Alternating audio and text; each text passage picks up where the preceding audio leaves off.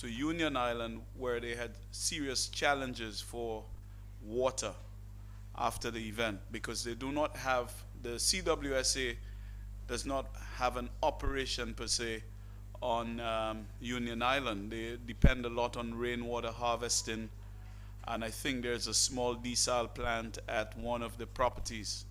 So GSD came on board, and they do have an MOU with the NEMO in St. Vincent, and of course with SEDEMA. So I will invite, well, I should just tell you a little more about GSD. It is a US-based non-profit dedicated to working alongside regional, national, and local communities to strengthen resilience to crisis through rapid response and disaster preparedness, guided by humanitarian principles and the values of integrity, accountability, and humility. They focus on building better responses, those led by strong national systems capable of coordinating effective, timely, and impactful disaster response efforts. So I now invite my friend Simon to be making the presentation.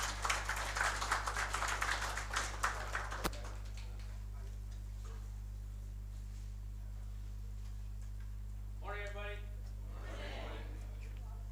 I can't tell you what an honor it is for me to be able to stand here and be able to present at the CAWASA conference. GSD's relationship with CAWASA has been growing over the years, and thank you very much.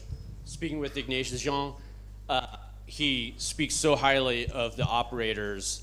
We often meet with people at the worst times, and it's really good to see all these faces and the hands and the brains behind the work that gets done every single day to keep water flowing throughout the Caribbean. So it's an honor to be here. Let me find my clicker.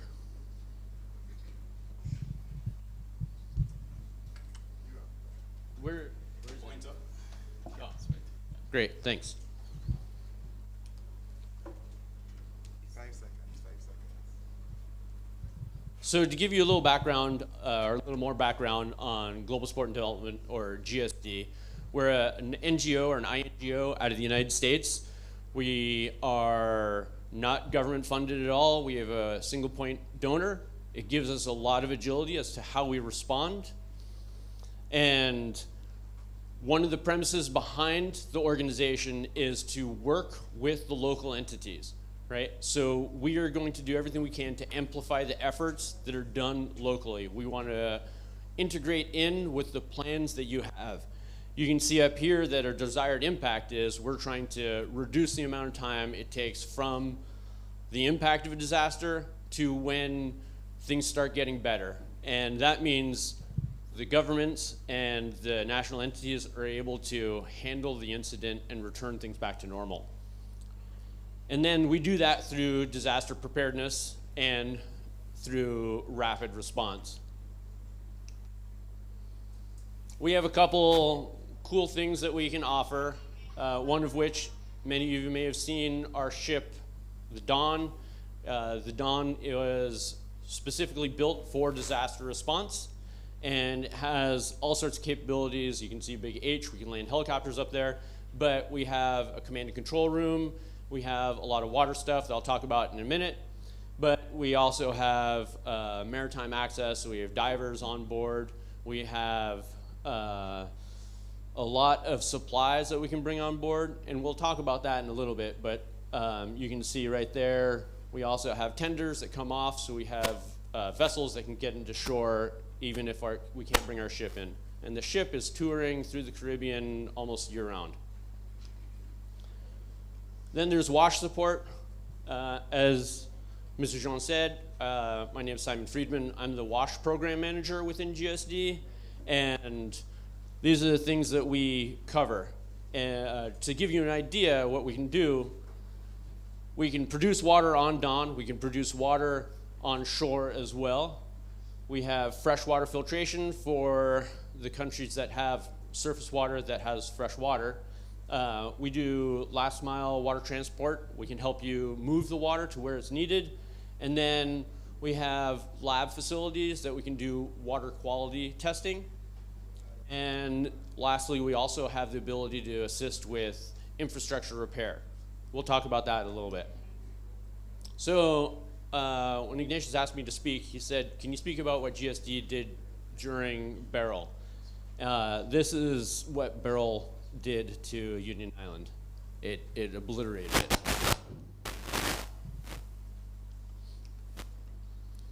So a couple days before July, everybody was tracking the depression that turned to a storm, that turned to a hurricane, and we knew it was going to make landfall. GSD started moving our ship.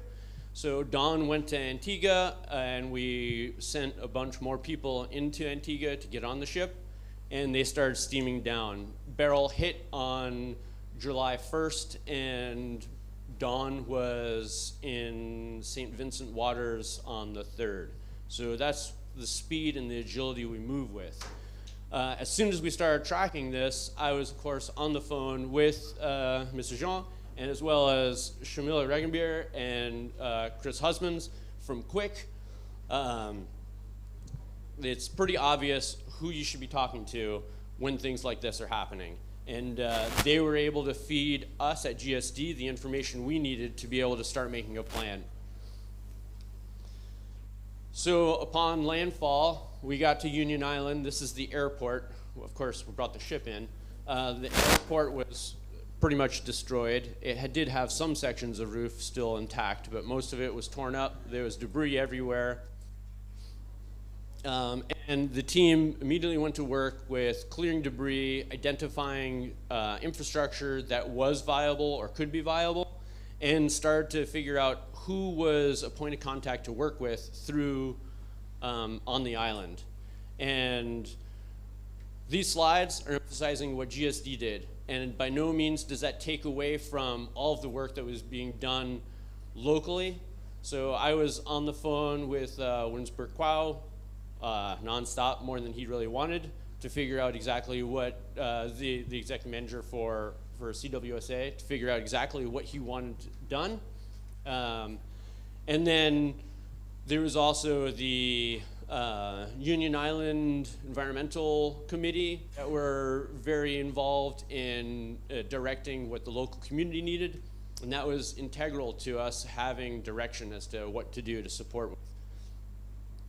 We also sent our vessel or tenders out, as well as their maritime access team, to do some surveys. So we have bathymetric capability. We wanted to make sure that through the storm, nothing was blown into, this is actually the ferry terminal, I believe, at Cape Town. Yeah. And we wanted to make sure nothing was going to interfere with the navigation of large vessels. So when large aid shows up, they can bring their ship in, and they don't have to worry about, are they going to hit a shipping container or something else that was other debris. Our divers went in, dove it, checked out anything they found. There was nothing, there was no issues, and at that point, we could start telling people they could bring large vessels into shore. The team on the ground was working with the military as well as the police who started showing up. They started to have a presence at the airport. As you saw, the airport was pretty much destroyed. We were able to help them out with a tent to be able to facilitate a command and control, some clean space so they could operate out of there. And we started delivering diesel fuel because, as everybody knows, fuel is a precious commodity after disaster. We started working on improving the airport facilities so they could actually operate out of there. So we went up, we treated the water tank, we fixed up the pipes and the plumbing so they could bathe and run their operations. And then we started to move fresh water. So the ship carries a lot of water. Throughout our time at Beryl or in Union Island, we dropped off 450,000 liters of water into shore to fill up the existing cisterns. We also went up and visited the local hospital and identified that they had received a lot of damage as well. So we helped clean out the hospital, move the water out of there so the patients were in better in a better situation.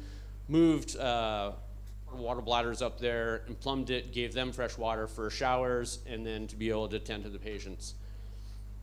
Then we moved on. We started to refurbish the water collection systems in the water tanks. So there was a lot of contaminated water in the water tank underneath the hospital. So we were able to dewater that. We were able to wash down their water tank, transfer over fresh water or cleaner water into it so they could keep their water going. And then we were able to treat the rest of the water that was still existing in the water catchment tanks.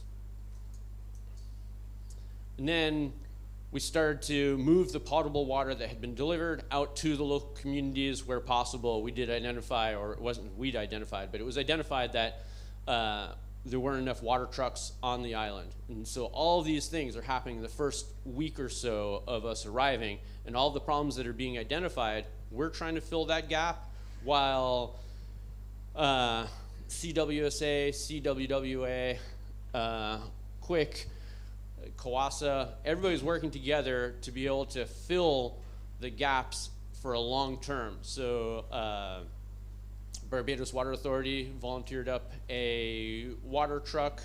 They were working on how do we get that out to St. Vincent. And all those things are happening behind the scenes. This is just what's happening on the ground those first few days. We also were testing water, so we have lab facilities. We were doing some tests to see if the micros were in the tanks that had been cleaned out to make sure we were delivering safe water and it stayed safe. And then, of course, we were doing residual chlorine testing. And then there's infrastructure repair. So we have a whole bunch of engineers that are kind of like magicians on the ship. And we brought those guys to shore, and they just started systematically moving through generators, RO plants, and other medium-sized infrastructure that had been damaged. You can see them fixing, that was an 11 kW generator up there. They wound up fixing the water for 2 of the shelters, repairing this RO unit. They rebuilt the structure around the water system for the, I think it was the Ashton School shelter. So they were incredibly busy. We also did a bunch of wiring, helped put in a lot of the solar systems. A donor had donated a bunch of PV photovoltaic arrays and systems. So our engineers, as well as some other volunteers, were able to put those systems in and start powering the shelters. So that was Beryl.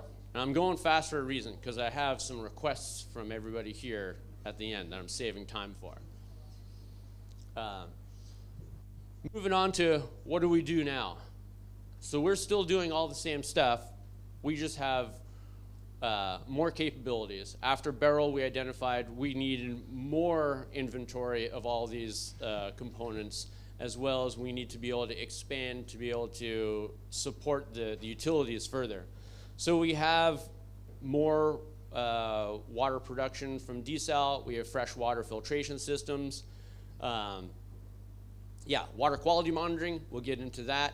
And then the transportation. Moving water is a huge challenge. It's not always where we want it to be. Then refurbishing tanks is challenging. And then water storage. When I first spoke with Ignatius Jean, that was like his #1 thing. He was like, the Caribbean does not have enough water storage, so we're investing in that. And then, again, infrastructure repair. So to speak a little bit more about what Dawn brings, it's a beautiful blue ship, only second to the blue of the azul waters of the Caribbean.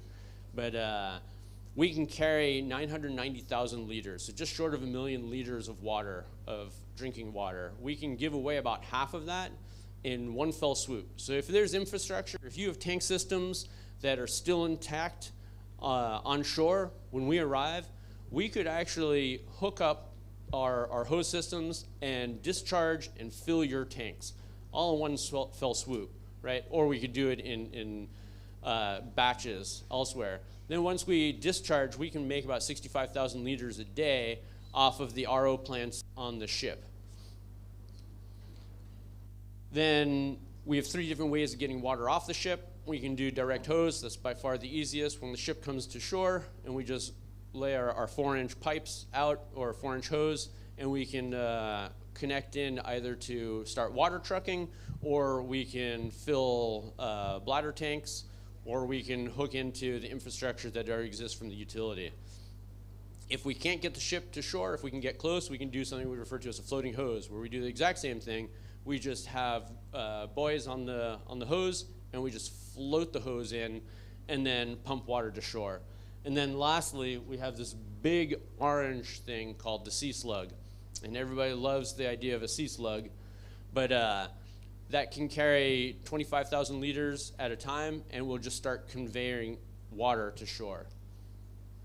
We have reverse osmosis systems. The Aquifer 4000, our friends from Cat9 will be demonstrating that later on today, so you'll see that. What we like about that is it's a portable system. So it is 4,000 gallons a day, but the key thing for us is we can put it into a small craft, we can transport it to an isolated part of an island where the road infrastructure might be damaged. We can set it up with a generator, and they're making water. So that can help feed one community easily, and then it takes the burden off of the utility to get to this very difficult place. And then we have larger RO units that can be put in one place, 10,000 gallons a day, just to be able to support.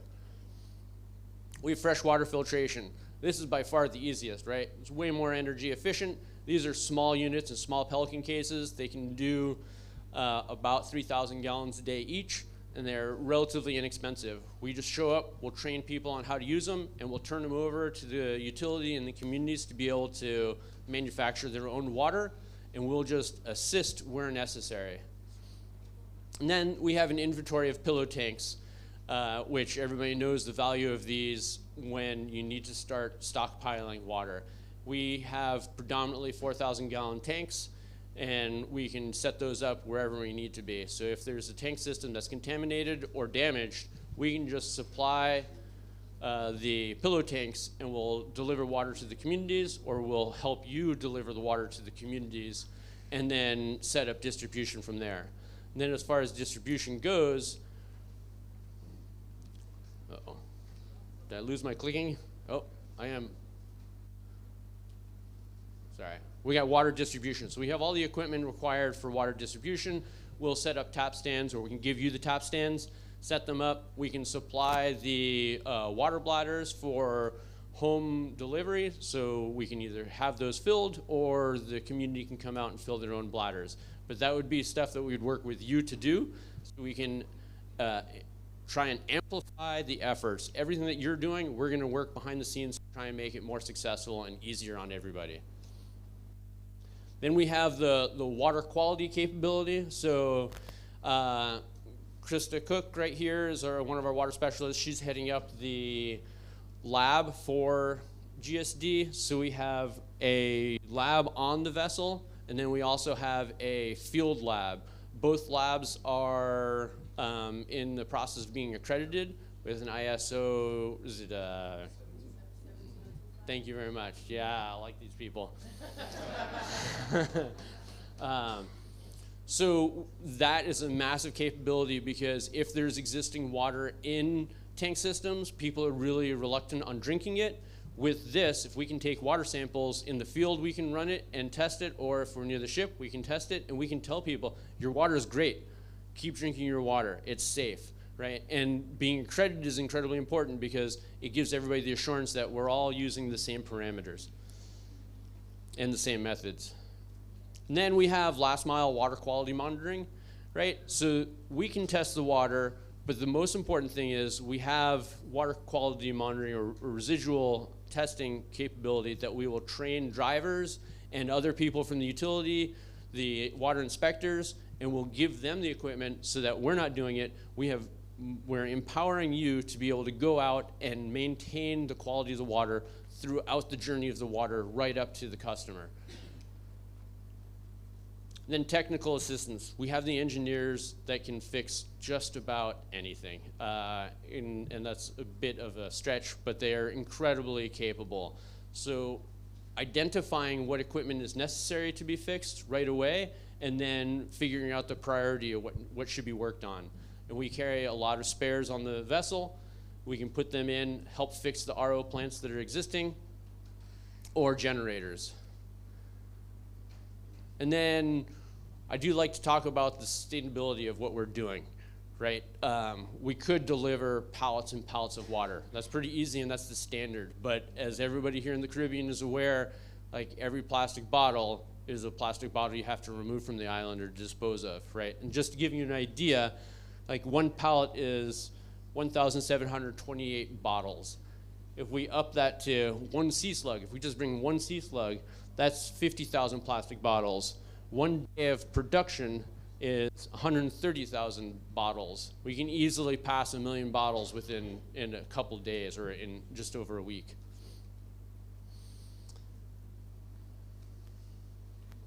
Lessons learned. This is where I wanted to spend all my time, so I'm sorry I used up my 20 minutes. No, you go ahead. All right, thank you. We're going to fast forward the team from CDB after you. Okay, I appreciate it, thanks. So lessons learned. What we got out of working on Union Island, working with CWSA, and then walking away from Barrel. One, we were incredibly humbled to work with so many amazing people, right? The level of commitment from St. Vincent was like touching, and it always is. I think that's why we're in this business, is because helping people, you get to see the light in everybody come out. But what we would like to see is if we had prior engagements together, we could work when that dark day comes together more easily. There's less of that learning what your capabilities are, learning what our capabilities are. So I'm gonna ask that we try and come up with ways that we can have those engagements during blue sky days. And then when it does become the gray sky and dark sky, we'll be familiar with each other. Then having designated points of contact. What we realized arriving to Union Island was because CWSA didn't work directly on that island every day, it was difficult to figure out who could really guide us. If we had a clear point of contact as far as who typically runs water, who typically runs operations, and it's not just from the utilities. We're asking the utilities because we're on the water side. We also work with the NEMOs in every country, and we ask the same thing from the NEMO. Who is your point of contact in this community? Who's your point of contact in this neighborhood? And that gives us a better understanding as to how we can support what you need done, not what we want to do. It's how do we make it easier for you? How do we unburden you for at least a short period so that you can move forward and get water moving again? We need clear objectives. It's not for us to decide what needs to happen. It's you. You are the people that live in these communities, and you know the situation way better than us. You most likely have just lived through it, so you might be a little shell-shocked, but you know what needs to be done. Let us know. Tell us what the priorities are. Tell us where you need water in a shelter, or what system is offline and where water should be going. And then strengthen the relationships between the utilities and the NEMOs, right? That's critical because and I think that my friends from Quick and from CWA will talk about it being like, we all are working together. It's not just one organization or one person, right? We rely on everybody, and the conduit is pretty much through the NEMO. So the more that the water utility can start designing a system that works with NEMO during emergency, the easier it is for response entities to be able to integrate in with what you need. So here's my big request, right? I'd like everybody to scan that QR. That's my personal contact information. And I'd love to hear from you, to hear what we can do together. GSD and Dawn is constantly on tour through the Caribbean, and we're looking to have more engagements with the utilities. We'd love to come to the different countries and deliver water. We'll put water into water trucks. We'll do some small 1 or 2 day exercises, or even if it's just a couple hours. we'd like to sit down with you and just do a tabletop. Let's just walk through what this would look like if something like a volcano or a tsunami or another barrel were to land. How can we work through these things before it actually happens? Then who can make a request, right? When does Don show up? How do you contact GSD? Pretty much anybody can make a request. It works best if you work through your management and go through the NEMO, and NEMO reaches out to GSD, but that's not the only way. And we are capable of all sorts of different things. I was looking at Mr. Smith's talk yesterday, and they were talking about all the rain events going on, and the fact that they're having the difficult terrain to cover to be able to replace some of the intakes or do work on the intakes. We have chainsaw teams. We have people that can do all sorts of different things. So there's no reason not to reach out and make a request for assistance. We have people, we were helping out with some of the skid steers in Dominica that their NEMO had that were not running. Don't hesitate. Go ahead, reach out to us, make a request. And then we really do want to work with everybody before the next big storm. So if you have an idea as to how we can engage together, reach out as well. And I'd love to just be able to chat. If you don't have an idea as to what to do, just give me a call and let's just chat and figure out how we could engage, what would be interesting, what would be beneficial for the utilities in the future. And that would be productive in itself. So I'll open it up for questions right now. Throw it out and really don't hold back. I mean, silly questions are sometimes the best questions. So does anybody have anything? I got one question. No. Hi, morning. It's not a question, it's actually an answer to your first two challenges with respect to who's your point of contact and what was your first one? So who's your point of contact and prioritization of what needs to be accomplished when we arrive? Right, the training actually, you said you wanted to have blue sky training days. So I just wanted to let the audience know that that would actually be addressed in Quick. It will all be done under the Quick program. So that answers your two questions. That doesn't mean you're off the hook. Right? So absolutely, Quick is an unbelievable partner. They are growing to be, they're growing to be the kind of the point of the spear for disaster response in the Caribbean, and we're doing everything we can to be able to help them be successful. So with this training, with these engagements, Quick would be involved. We would be able to support it or run it if required. But definitely, Quick is going to be very involved in those engagements.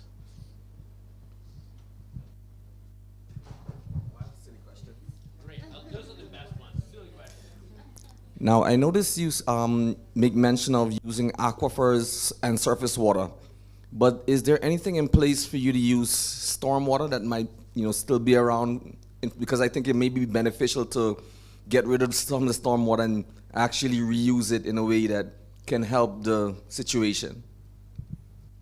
Yeah, that's an awesome question. That definitely came up because there's a ton of water, and it's such a shame. We do some dewatering, right? Because another concern of ours is insect vector, because that's an issue, right? We don't want standing water, but at the same time, we do want the water. We don't have the filtration systems yet. We're working on them. Typically, that water is fairly turbid or fairly contaminated. So in a lot of cases, just getting the water out so it's not standing water is the priority to stop disease from spreading. But with the AR6s, which is those small freshwater filtration systems, what we did find is we found a lot of tank systems. It wasn't standing water from storms, but it was existing water in tanks, but it was contaminated. With these AR6 units, we can plug those in and we can run them through the filtration, so that does 1 micron filtration. It also does carbon filtration, and then it has UV. And then we can store that. So we're saving the water on the island because we know that fresh water is precious here. So high determined water like that, does it have a big impact on the filters and the shelf life? Well, High turbid waters that might be inside the tanks. yeah, so the great thing is that the water in the tanks is often less turbid because it's able to settle. I mean, depending on the specific gravity, unless there's a lot of bios in there, and if there is a lot of bio, then we have other issues, right? It's going to eat up a lot of filtration, but we will do what we can to conserve the fresh water that is available.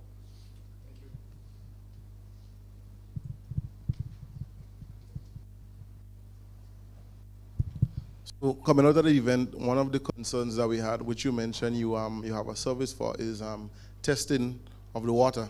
So some persons, when they have their cisterns, they may lose the galvanized on the roof, but the ply is still there. But what we realize with the treated ply, some of the treated material gets into the tank, and it may be safe enough for sanitation stuff, but not necessarily for drinking. Does your testing parameters have anything to check that, and could advise us to probably what level of use you could have with that particular water? That's a great question for Krista Cook.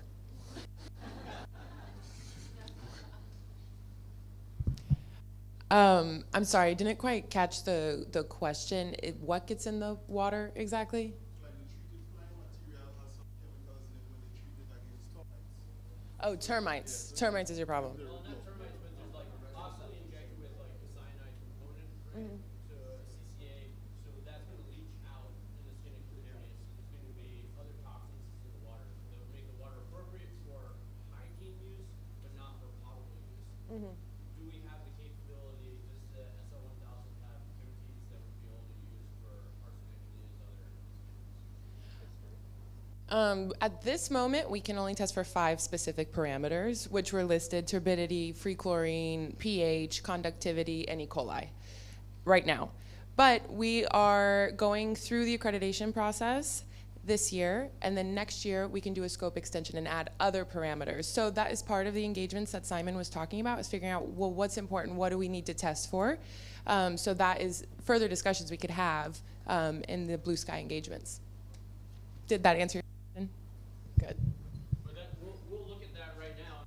I mean, we'll take note of it. We'll take note of it and start seeing. I mean, that's a little bit of research on our behalf, and we'd love to work with you on that to see what are those chemicals that are leaching into the water.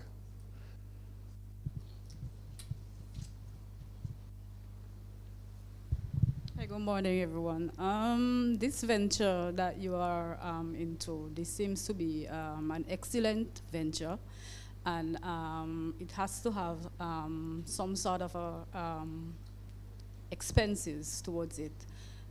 So I was wondering how do you access monetary contributions towards this, and how do you manage these expenses? Great. So there's 2 parts to that. How do we access our money? Is we have a donor that's funding the program, which is a very unique situation. And then how would the utilities or our other partners access it? If there is a project that you're working on, first off, you call me. You scan that QR code that was up there. I can put out a bunch of cards. If you need to get a hold of me, either Quick or CAWASA, they both know how to get a hold of me. So it's not hard to get a hold of us. And then we can discuss, depending on what the funding level is and what it's for. Our programs are really focused on disaster response and preparedness. So as much as we'd like to assist with all sorts of things, because there's definitely investment in resilience is, worth a lot of money for after the disaster, but we're really looking at how do we prepare for the disaster and how do we respond to a disaster. Does that help? Okay. Ignatius, just hit me with the bell when it's time. Jason Brown, APO Antigua. A follow-up question to what she just asked. I mean, growing up, and even though I'm an adult, you always say nothing in life is for free. So I would like to know, you put in all these monies, when the country stabilizes, do you expect something in return? That's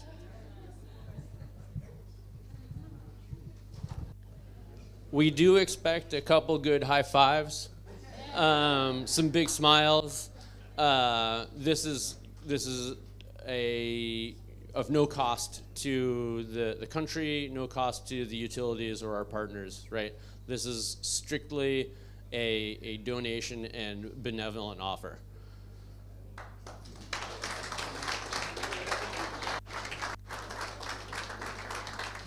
Are there any more questions? Otherwise, I'll pass the mic back over to. Oh, we got one or two. Okay. I just wanted to ask something about the AR6. Yeah. What type of technology is it? Is it RO only, or does it have like carbon and an ion exchange component to it?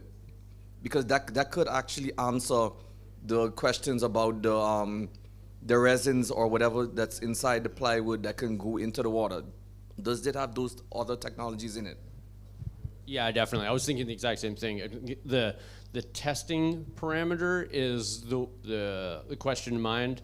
I think that the carbon filtration of the AR6 would actually absorb. Yeah. So the AR6, they're very affordable. They're in a small Pelican case, and it's very similar to systems that you would actually see in some households, which is just exactly, but it's just slightly larger. And it can do 6 gallons in a minute, right? So it can pump water through. Yeah. Hi there, Corey Jackman from Ecohesion Inc. My question goes to wastewater, and typically when there are disasters like this, how much is wastewater a concern and management of the wastewater, and do you have technologies which you deploy? Yeah, just was he concerned there? I was hoping you weren't going to show up.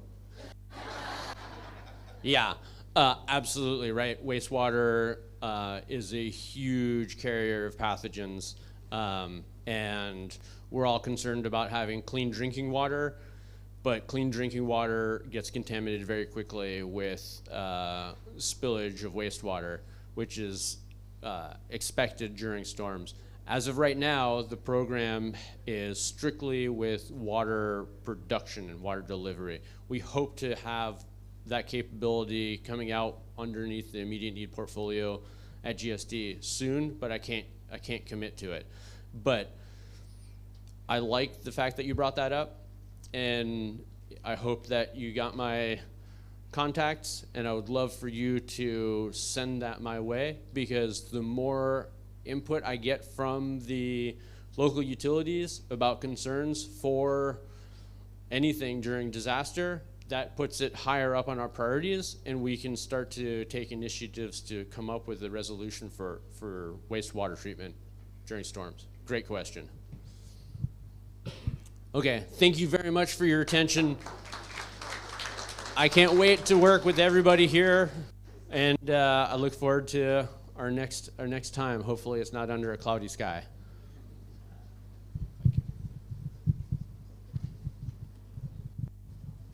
Right, thank you very much, Simon. Let's say it again for Simon. Let's do it. And for yourselves, I'm sorry that we had to, terminate a little because we have the CDB waiting online for us. But just before I go to Mr. Squires, the CDB, I must recognize the participation of the Belize Water Services Limited. They came in there, I think, their flights were delayed, and they popped in yesterday. And before I could meet them, they had sneaked out and missed all the events because you know what? Their luggage is still in St. Lucia. So we really appreciate you being here, Mr. Cornelio Acosta, who is the executive chairman. We have Ms. Rashida Castillo, the financial manager, and Ms. Reina Gonzalez.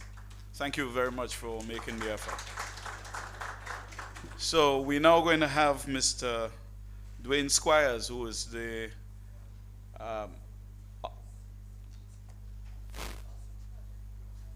yeah, the project development officer at the Caribbean Development Bank, one of our sponsors, and he's going to make a presentation on some of what CDB does to keep the water industry in the Caribbean together. The governments and the water utilities have to go to our development banks, the CDB, the Development Bank for Latin America and the Caribbean, who were with us yesterday and they're fairly new in this region, and the Inter-American Development Bank. So over to you, Mr. Squires. Hi, good morning all. Just confirm you're hearing me. Ignatius? Yes, Dwayne, we are hearing you. We haven't got your video just yet. Right. Well, I also sent a request to share because we'll have a short presentation. I'll turn on the video now. Okay, I think the technicians are working on that. Yeah, we got you. Okay. Thank you. So good morning all. Good to see some friendly faces in the room. Bernard, you need to smile. Thank you. Thank you. All right, I'm just waiting for my presentation to key, but let me say thank you to the CAWASA, for inviting us to be a part of this, and we're pleased to sponsor this 8th Water Operators Conference. A very appropriate theme of empowering water utility operators a pathway to sustainability. We are really pushing to have our new water and wastewater policy and strategy out this year, and part of that would be people in water really need to be at the center. I have to admit, we look at the big ticket items, the money is in the infrastructure and the plant and so on, and we intend to put a lot more emphasis on building up the human resources aspect of the sector, the operators on both sides, as well as the policymakers, regulators, so that will be a feature of the new policy. Do I have permission to share? Yes. And to share your screen now. Sorry. Okay, there we go.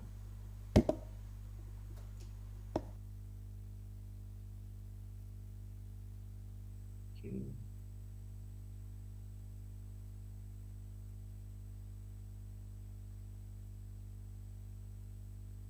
Okay, just confirm you're seeing the slideshow. Presentation mode. You're good to go? I think so. All right, great, thank you. All right, so as Ignatius indicated, my name is Dwayne Squires. I'm acting portfolio manager, Economic Infrastructure Division, the Caribbean Development Bank. This is the title assigned to me by Ignatius. I'll be obedient and stick to it. I just want to give you a little background to the bank. I don't want to assume, well, the bank has been around 50 years. I don't want to assume that you know who we are. So here's our logo, and we are a multilateral development bank. We were established in 1969 to serve the Caribbean, and we're based in Barbados with just one satellite office in Haiti. So we're the only really regional bank in the true sense for the Caribbean. We serve only the Caribbean, and those are our clientele. Our strategic plan is currently being updated. Last one ran to 2024. It's been extended into this year. The new one should be out next year, but our mission is to reduce poverty and transform lives through sustainable, resilient, and inclusive development. Our strategy then is sort of built on 5 pillars of building social, environmental, production, financial, and institutional resilience.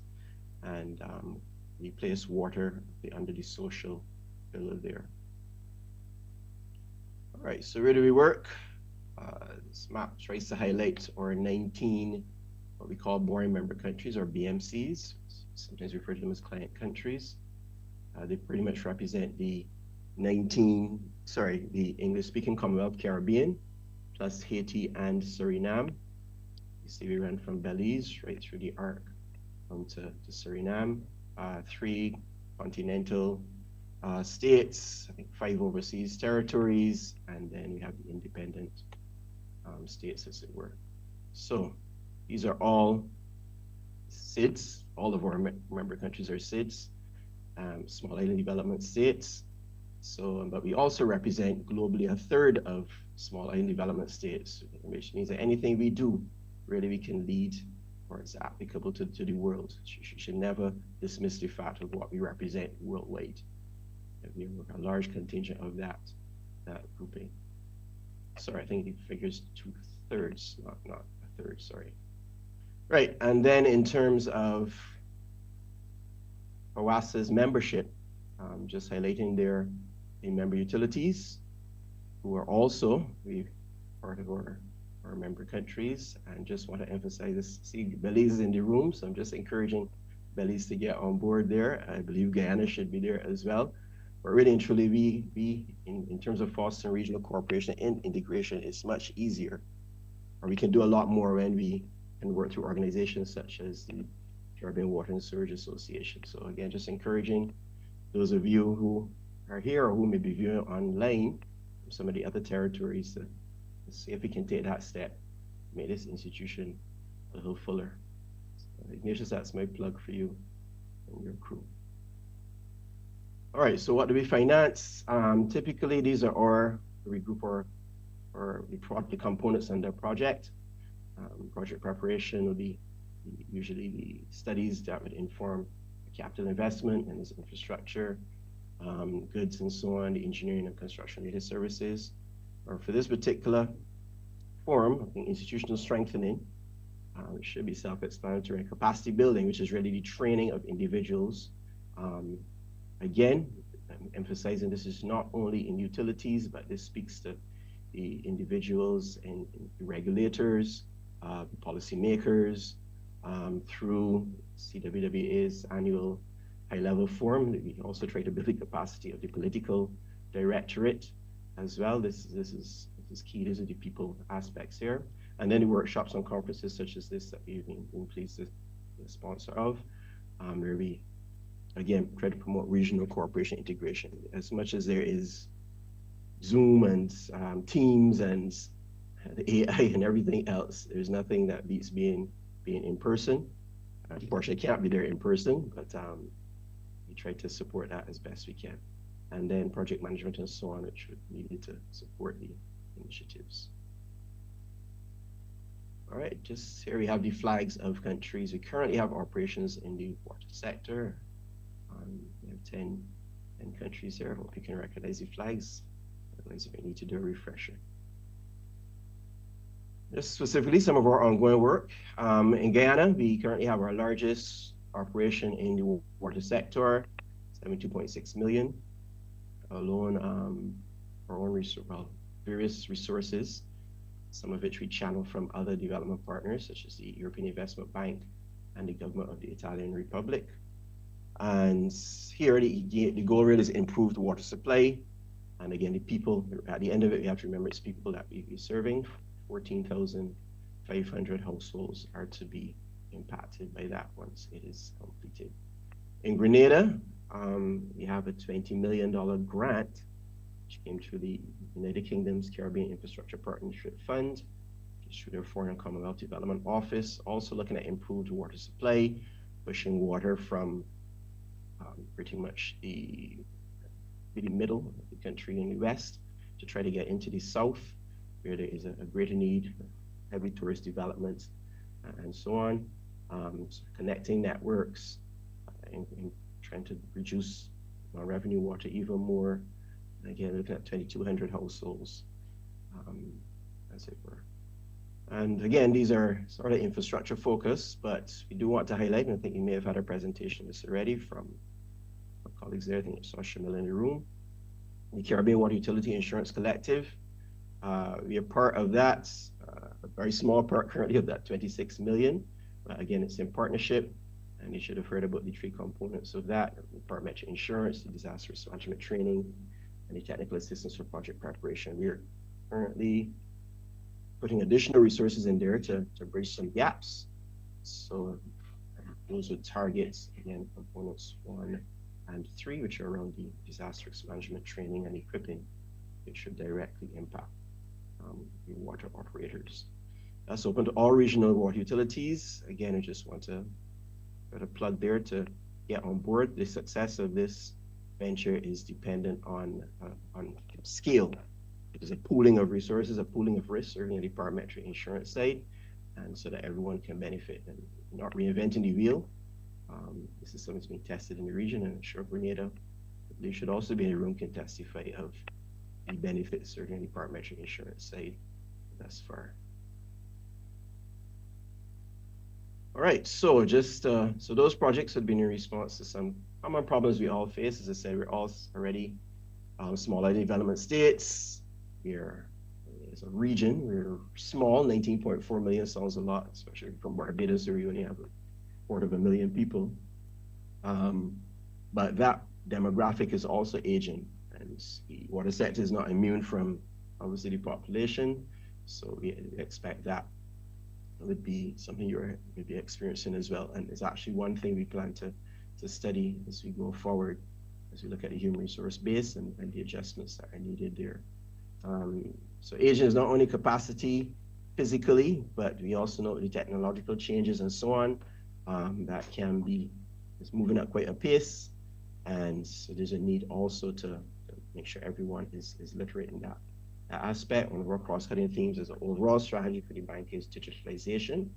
And so again, we want to put more into that so that as the systems improve and make some things easier, it also needs a new knowledge base that no one is left behind, as it were. Right, so 2/3 of our BMCs or countries are water stressed. If you look at the SDG goals, really and truly, we look good in that we have high access to water in many of our countries. What's where we're lacking is the service levels. So while you could get water at certain times of the year, you can't get water. There's rationing, shortages. If there's heavy rainfall, systems need to be shut off and so on. We have low centralized wastewater collection coverage. Storage and sewering is expensive. It has not typically been a priority from most governments. But what we see in Barbados, for instance, is with the necessary legislation and the frameworks being in place, there's now a push towards water reuse. So you take the wastewater treatment up to another level, and I think I dare say we need to get over some of the cultural adjustments of drinking treated wastewater. In Barbados's case, the initial proposal is to use it for agriculture. And we want to encourage that as well. I think seeing no wastewater as a resource, we hope will help towards a greater appetite for investing in sewerage. We have little or low to medium integrated water resources management being implemented across the region. And again, that's something we want to put more emphasis on. We're currently doing a study, or about to start a study in Trinidad, where we are mapping all of their catchments and so on, and trying to fully understand what's going on. And we want to do these things at scale, countrywide. We're small countries that actually should be to our benefit. We should be able to do wholesale, countrywide studies and so on to map what we do have in terms of water resources, and that's something we want to promote more as well. High non-revenue water is a bugbear. If you follow the Prime Minister of Barbados, he's always talking about the fact that our systems are aged, they're coming out of our colonial past. There's been little investment. It's going to take billions of dollars to do that. As a result, we have a lot of leakages, a lot of those technical losses, really. In some cases, we don't actually know where we're losing. So metering is part of that as well. And there have been some initiatives in Bahamas and Jamaica in terms of how you address that by bringing on some partners. I think more importantly here, and I think especially for this crowd, this is not a project level intervention. This really has to be institutionalized.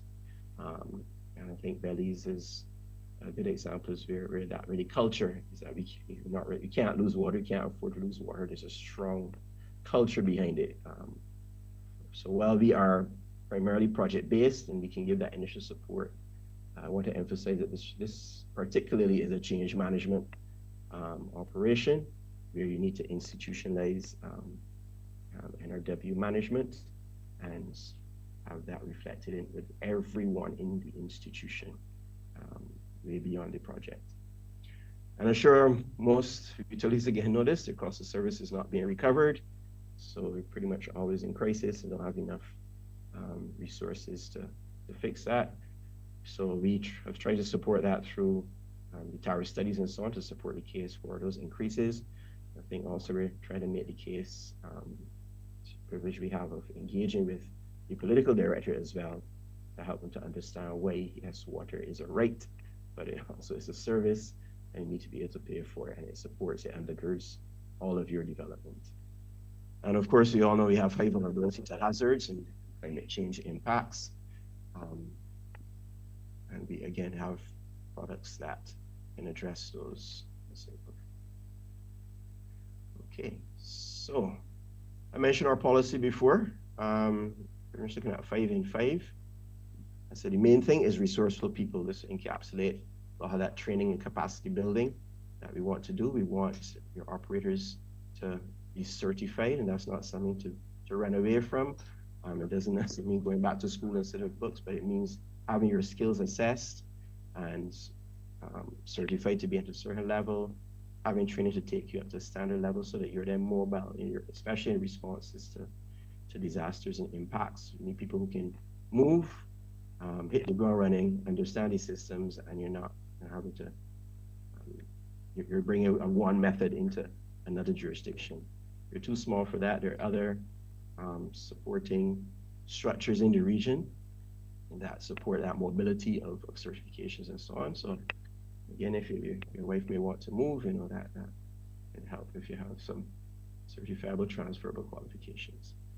Reliable institutions, it speaks to the utilities, the regulators, the water resource agencies, and so on. They do need some support.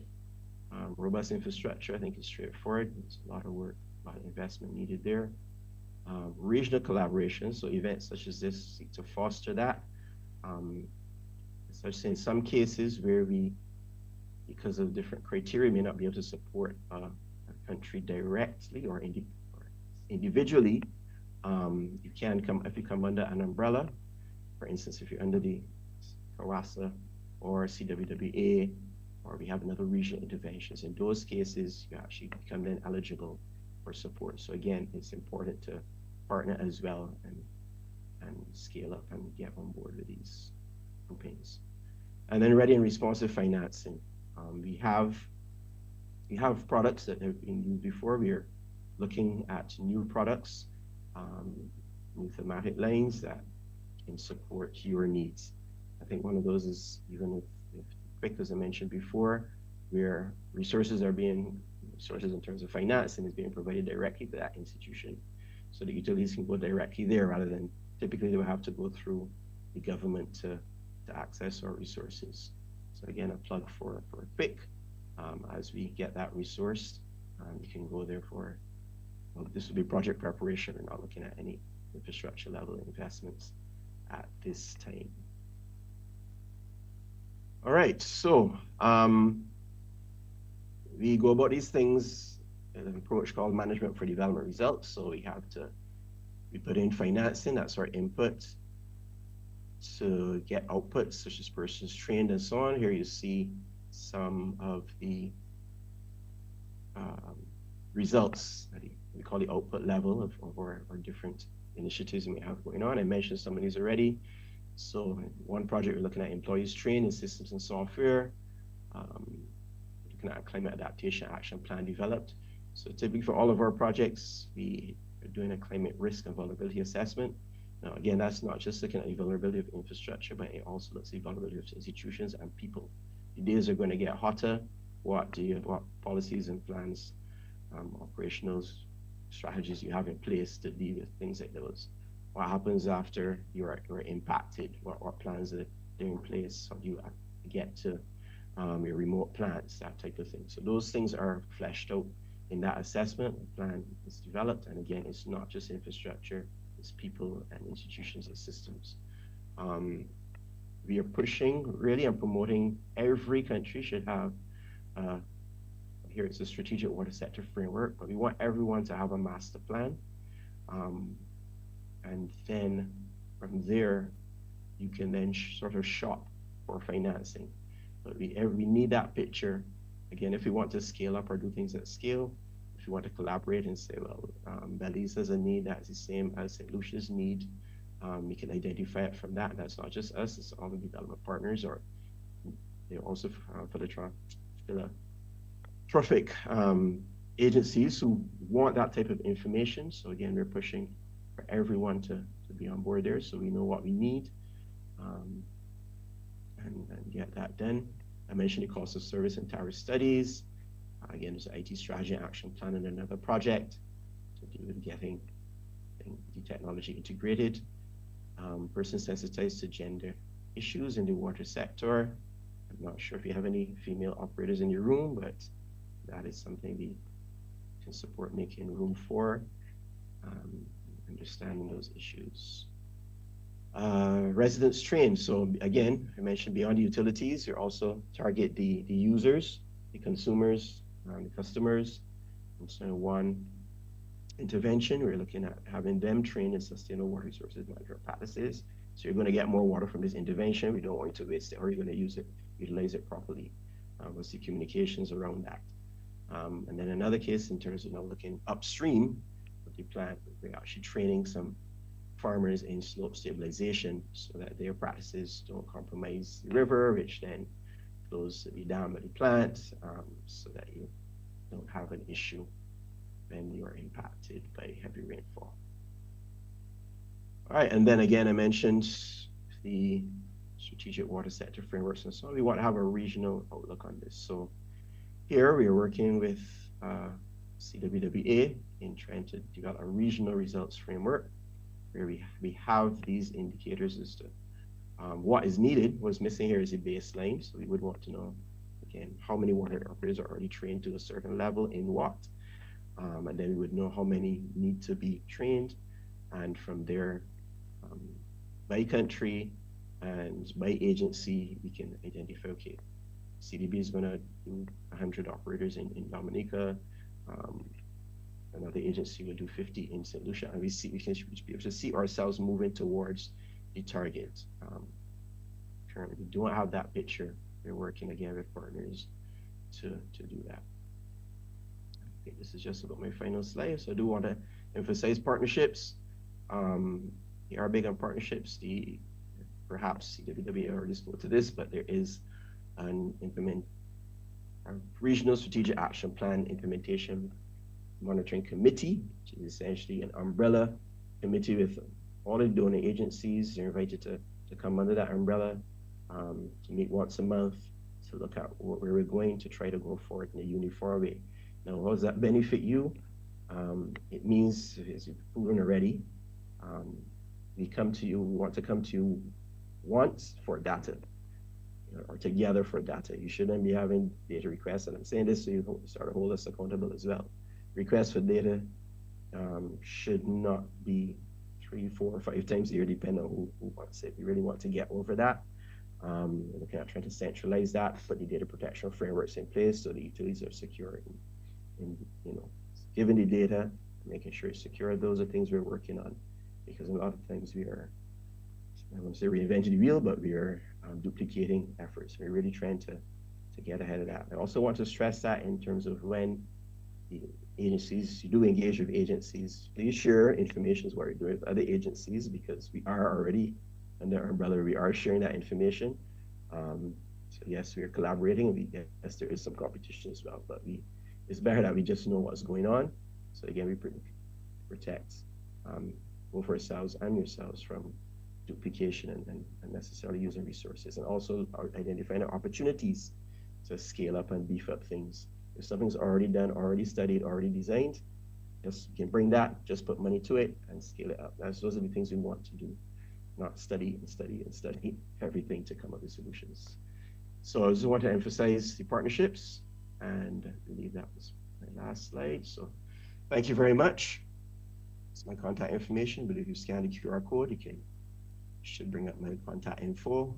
And I wasn't tracking the time, Ignatius. I'm depending on you to tell me if there's time for questions or anything else. Thank you. Thank you, Dwayne. I don't know if anyone has any questions for you at the moment, because I have the World Bank lined up to join us very immediately following you.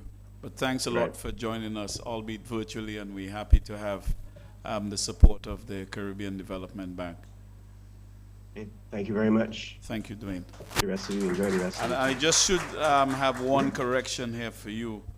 Mr. Squires is the portfolio manager acting for Economic Infrastructure Division at the Caribbean Development Bank. So I got that right, Dwayne. Yes, yes. Thank Right you. now. Thank you. Okay. All right. See you then. Bye-bye.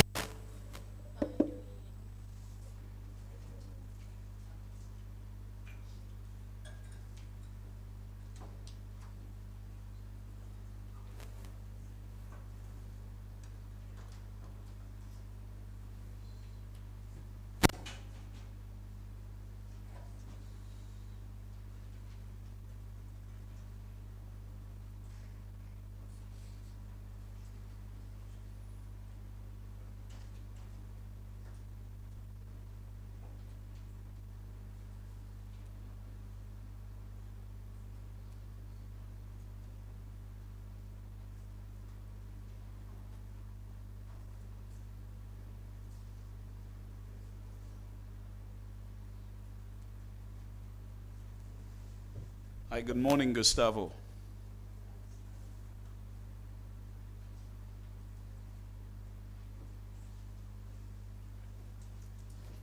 So now we're going to have Mr. Gustavo Herrera of the World Bank, who will speak to us on citywide inclusive wastewater management approach. He too will be joining us virtually, as the World Bank also had some engagements in St. Lucia and couldn't be here with us in person, but they do send their best wishes and will present to us now. I think the technicians are now setting up for Mr. Herrera. Okay, you go ahead. I've given you, you also have permission to share your screen if you need to. Thank you, sir. Hello, everyone. Can you hear me well? Loud and clear. Great. Well, good morning, everyone. Thank you so much, Mr. Ignatius, for your kind invitation. It's a pleasure and honor for me to be here, sharing with all your guests and utility representatives. As you mentioned, I am in St. Lucia right now, so close yet so far away. Happy to be with you all. I will share my screen.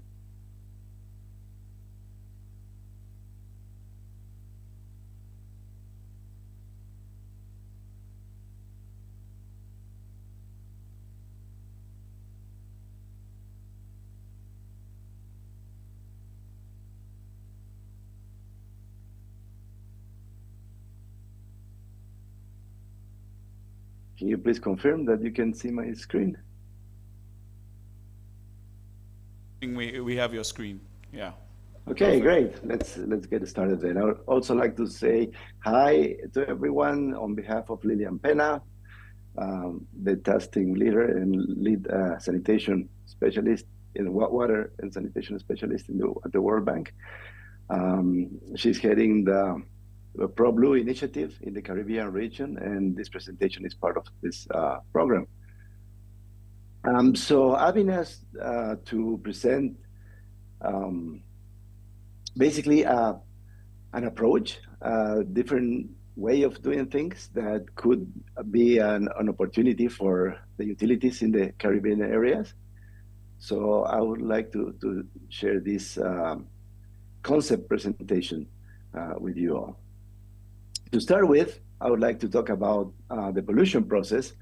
And we all know about pollution, we're aware of it, but it's very important that we actually understand the mechanisms that lead to the eutrophication process, pollution process of the water bodies, so we can also understand how to manage this pollution and prevent the pollution.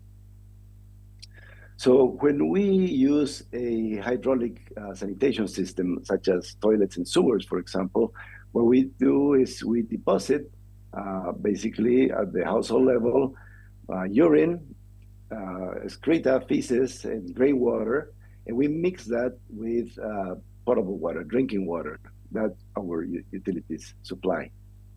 Also, when we talk about the cities at the municipal level, we are mixing not only gray water, but also runoff from the streets, some chemicals maybe, small businesses, hotels, hospitals, and that all gets mixed into the drinking water.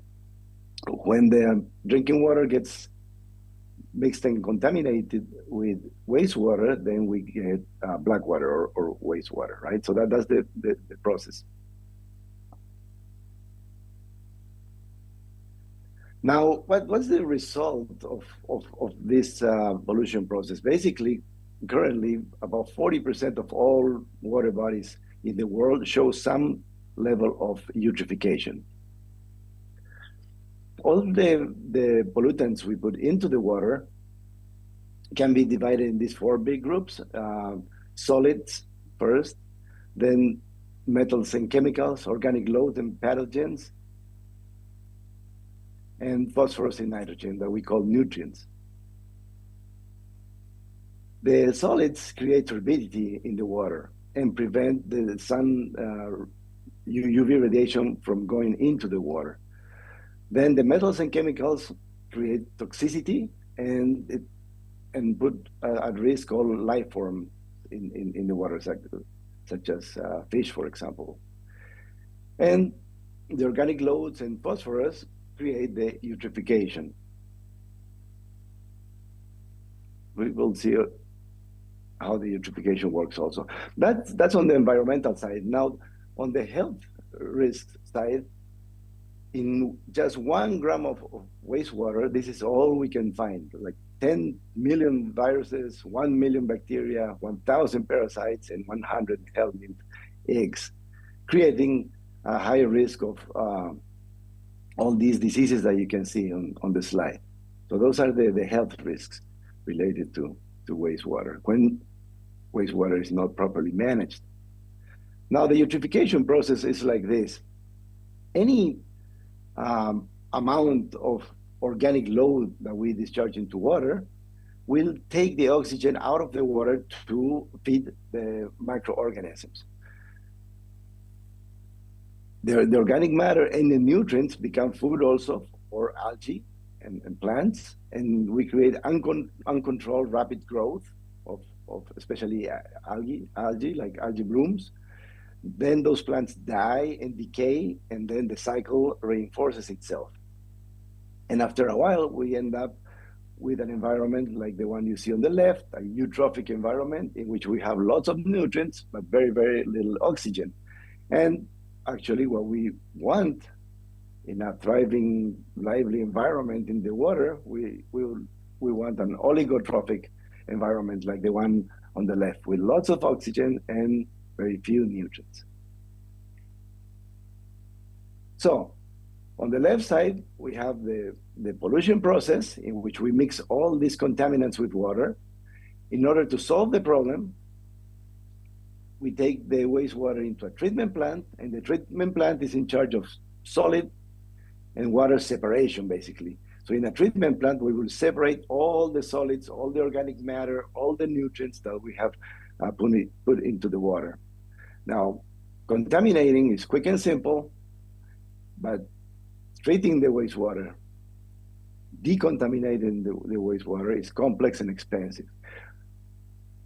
Why is it complex and expensive? Because we need space, we need energy, we need infrastructure, chemicals, everything to go back to clean water. Now, since we use a lot of water for just a very small quantity of contaminants, treating wastewater is like it's like finding a needle in a haystack.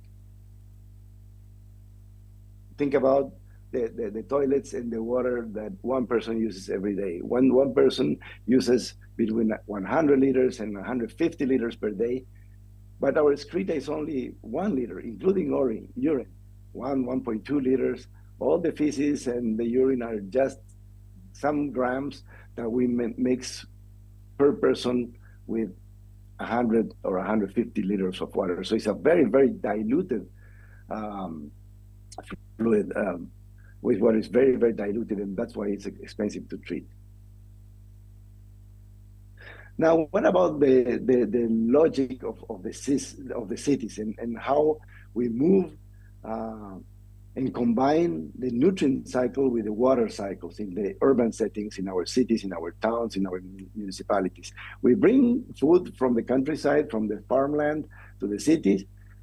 People at the household level, we consume the food, then we go to the toilet and deposit our excretas in the toilet. This is a hydraulic sanitation system like toilets and sewers. And then we treat and discharge. And sometimes we don't even treat. But this is a very linear approach that has been working like that for the last 200 years since we invented the sewers, right? And the flush toilets. So this is a very linear approach that has not been working well, because if we think of worldwide, less than 10% of all the wastewater in the world, in the cities, gets treated to an appropriate level for being discharged and without polluting the environment. So we should change this logic for a more circular approach in which we can separate again the water cycle from the nutrient cycle. And so the water should go treated back to water bodies, such as the ocean or streams or rivers, but the nutrients should go back to the soil. If we keep the nutrients in the soil, then we can also keep on producing food, right? But when the nutrients end up in the water, then we cannot get them back, and they end up producing the eutrophication we saw before. So a sustainable sanitation system, now we're moving, instead of the linear approach I showed you before, to a more integrated circular approach. So a sustainable sanitation service will treat the water, separate nutrients and solids and organic matter from water, so that water is clean and that water can be used downstream for other applications. And we can also use different systems of sanitation. So in one case, we can use centralized systems with sewers, but we can also implement on-site sanitation systems that can be linked with a collection service. That collection service can also collect sludge from treatment plants as well as sludge from septic tanks. And in that case, we're putting back all the nutrients together, and we can even combine those nutrients with organic solid waste, for example, food scraps, food residues from markets, gardens, greenery, all that can be co-composted, treated as organic matter, and that can go safely back to the ground. In that way, we're recovering all the nutrients, we're recovering all the resources, and we're separating again the water cycle from the nutrient cycle. This makes sanitation systems more sustainable in time, and that way we protect the environment as well as health. So the approach I propose has 5 pillars that we have to take into consideration while planning sanitation services for our cities. Number 1, everyone must have access to safely managed sanitation. When we say everyone, we mean leaving no one behind. 100% sanitation coverage. Now, right now, I'm not talking only about sewer coverage, I'm talking about sanitation coverage in general. Because we have to work both with on-site and sewer solutions. And the sewer solutions can be centralized or decentralized. We should focus on service provision rather than just building infrastructure, because infrastructure doesn't work by itself. We need to manage, to operate, to maintain the infrastructures in order for the systems to provide appropriate services.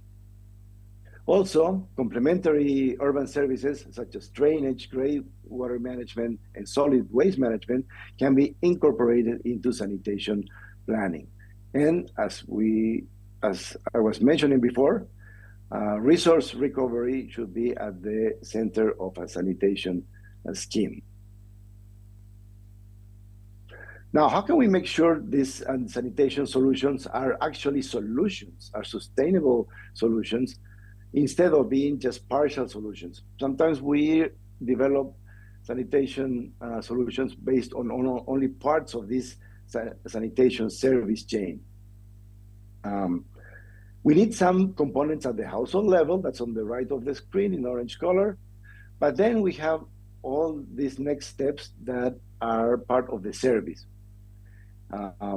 For example, if we talk about sewers, we will have flush toilets at home, but then we have a sewer network to collect the sewer, a treatment plant, and finally we can dispose the treated water or we can reuse.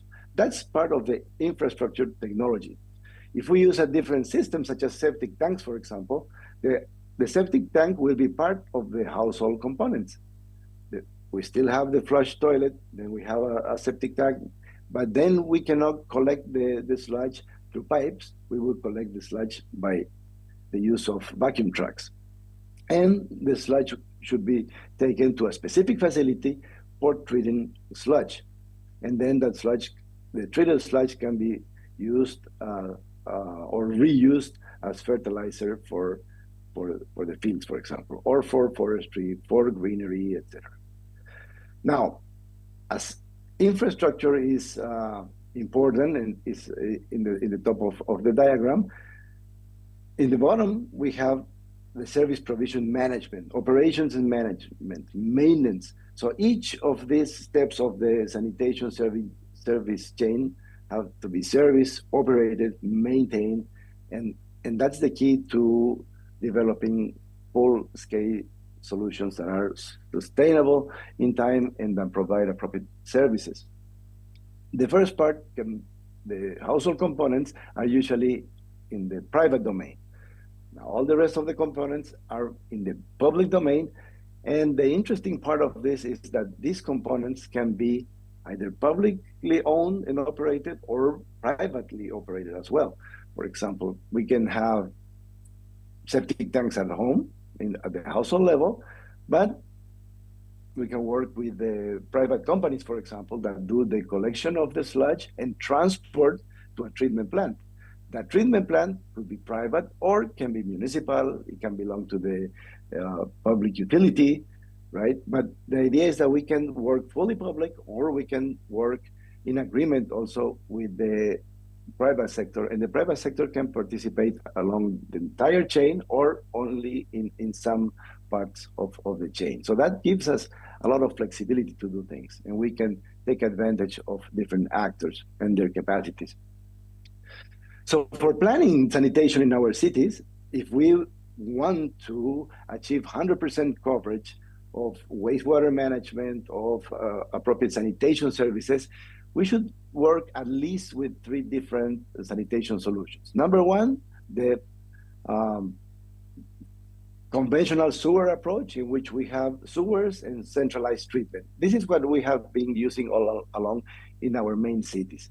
But we can also use sewers that, instead of going all the way to a centralized wastewater treatment plant, the sewer can go to a decentralized plant. These are smaller plants, not as sophisticated, but they can be decentralized for a district, a small municipality, a group of houses, a condo, a development, or even a hotel. And finally, we have the on-site or in-situ solutions at the household level. And this is widely adopted in the Caribbean. In all the Caribbean countries, we see 60%, 70%, 80% of households that rely on sanitation based on septic tanks. So these septic tanks usually exist already in our country. And usually we look down on them. We say, yeah, they only have septic tanks, right? We have centralized wastewater treatment only for the big city, only for 5% of the population, but 80% of the population rely only of septic tanks. Like this would be a bad thing, but actually, I would like to convince you all that this is not a bad thing. It's a really good thing, as long as we incorporate those septic tanks in a complete, fully integrated sanitation service chain that would involve, in this case, fecal sludge management, septage management. So just as we treat wastewater from the sewer pipes, we should treat the septage that is collected and concentrated in the septic tanks. So in the septic tanks, we have a very important pre-treatment for our septage that can be treated also in specific facilities. So just to visualize this, we have centralized wastewater treatment as one solution that we have to use for our urban centers where we have high population density, for example. Then we can have decentralized wastewater treatment. This can be either packaged plants or they can be also nature-based plants. And when we decentralize treatment, we have more reuse options, more reuse alternatives when we have these many treatment locations. And we can use the reuse effluent, the treated effluent, for irrigating a golf course, for example, or greenery, urban parks, forestry, and on next to the sides of the roads. There are many uses we can do when we treat the effluent to a certain level that can be reused. It's not necessarily for reuse on agriculture, but it can also be reused in other urban activities. And the third option, the septic tanks. Here we have a septic tank. As you know, a septic tank is a tank with 2 chambers at least. In the first chamber, we will be holding all the sludge. Sludge is basically concentrated wastewater. So the clarified effluent goes out of the septic tank, and we start accumulating and concentrating sludge on the first chamber. That sludge will take up volume as time passes by, and we should dislodge the septic tanks, depending on the size, maybe every 3 years, 4 years, 5 years. Let's say an average of 1 time every 3 years. If we have a proper septic tank in a proper infiltration, either soak pit or infiltration trenches, then these septic tanks can work very well for 30 years, 40 years, even 100 years if things are well built. So the full treatment is performed by the combination of the septic tank and the infiltration, either soak pit or infiltration trenches. That second part of the treatment is the most important part, because the septic tank just separates solids from liquid. It can separate the fats, it can separate the solids, but in the effluent, we still have some BOD, some organic matter, and some nutrients. That portion of the effluent, that portion of the contaminants will be treated and separated by nature, by the soil. So the most important thing is that we have good soil. We need some specific minimum infiltration rate to infiltrate water, and we need a minimum distance from the bottom of the soak pit to the water table. And that's the most important thing. So as long as we have between 1.5 meters to 2 meters from the bottom of the soak pits to the water table level, we're totally safe. We're totally safe. The soil, that 1.5 to 2 meters of soil, we do all the treatment we need in order to prevent pollution of underground water. Even if the septic tank is not properly built, the system will work okay, will work fine, as long as we have that distance of 1.5 meters to 2 meters before the water table level. So what does this tell us? That the most important thing about a septic tank is not how you build it, but where you build it, in which places you're building the septic tanks. If you're in a place where water table is very high, then you're we're going to discharge into the aquifer and we're going to pollute water. But if we are in a higher place, then there's less risk or there's even no risk. Now, here we can also compare the septic tanks with just a cesspool, or just a hole in the ground in which we put the black water, the wastewater from the household. In that case, it can also be safe for the environment if we're far away enough from the water table, but it's a problem for the household because when we have this system, the system will clog. Just a cesspool, just a hole in the ground, will get clogged after some time because the grease will trap all the cavities. It will prevent infiltration into the ground. So that's probably not a good solution. But a septic tank with a good infiltration system built in a proper location, that's a very, very, very good solution that we should incorporate as our citywide or countrywide sanitation system. And as we mentioned before, as long as we connect it to the sanitation service chain. So in a country like this, in the Caribbean, we could map, for example, in which areas it's not a good idea for implementing septic tanks because we're very low, we're very close to the coast, for example, water table is high, we can contaminate, right? In those areas should be sewers, just like we're doing right now. But in the rest of the areas of the country, we can also implement decentralized sewers. These small yellow areas are decentralized sewers with decentralized wastewater treatment plants for small populations, small urban areas. And we can also implement safe septic tanks everywhere else where we're not so close to the water. Now, what about treatment costs? In this diagram here, we can see the cost for primary, secondary, and tertiary treatment. This is cost ranges on showing like total annual cost on a US dollars per capita per year basis. This is just to show the big difference between treating at a primary level, maybe from 5 to 15 US dollars per capita per year. And the cost includes investment and CapEx and OpEx, investment and also operation and maintenance. Secondary treatment is much more expensive. It goes from 15 to say 45 US dollars per capita.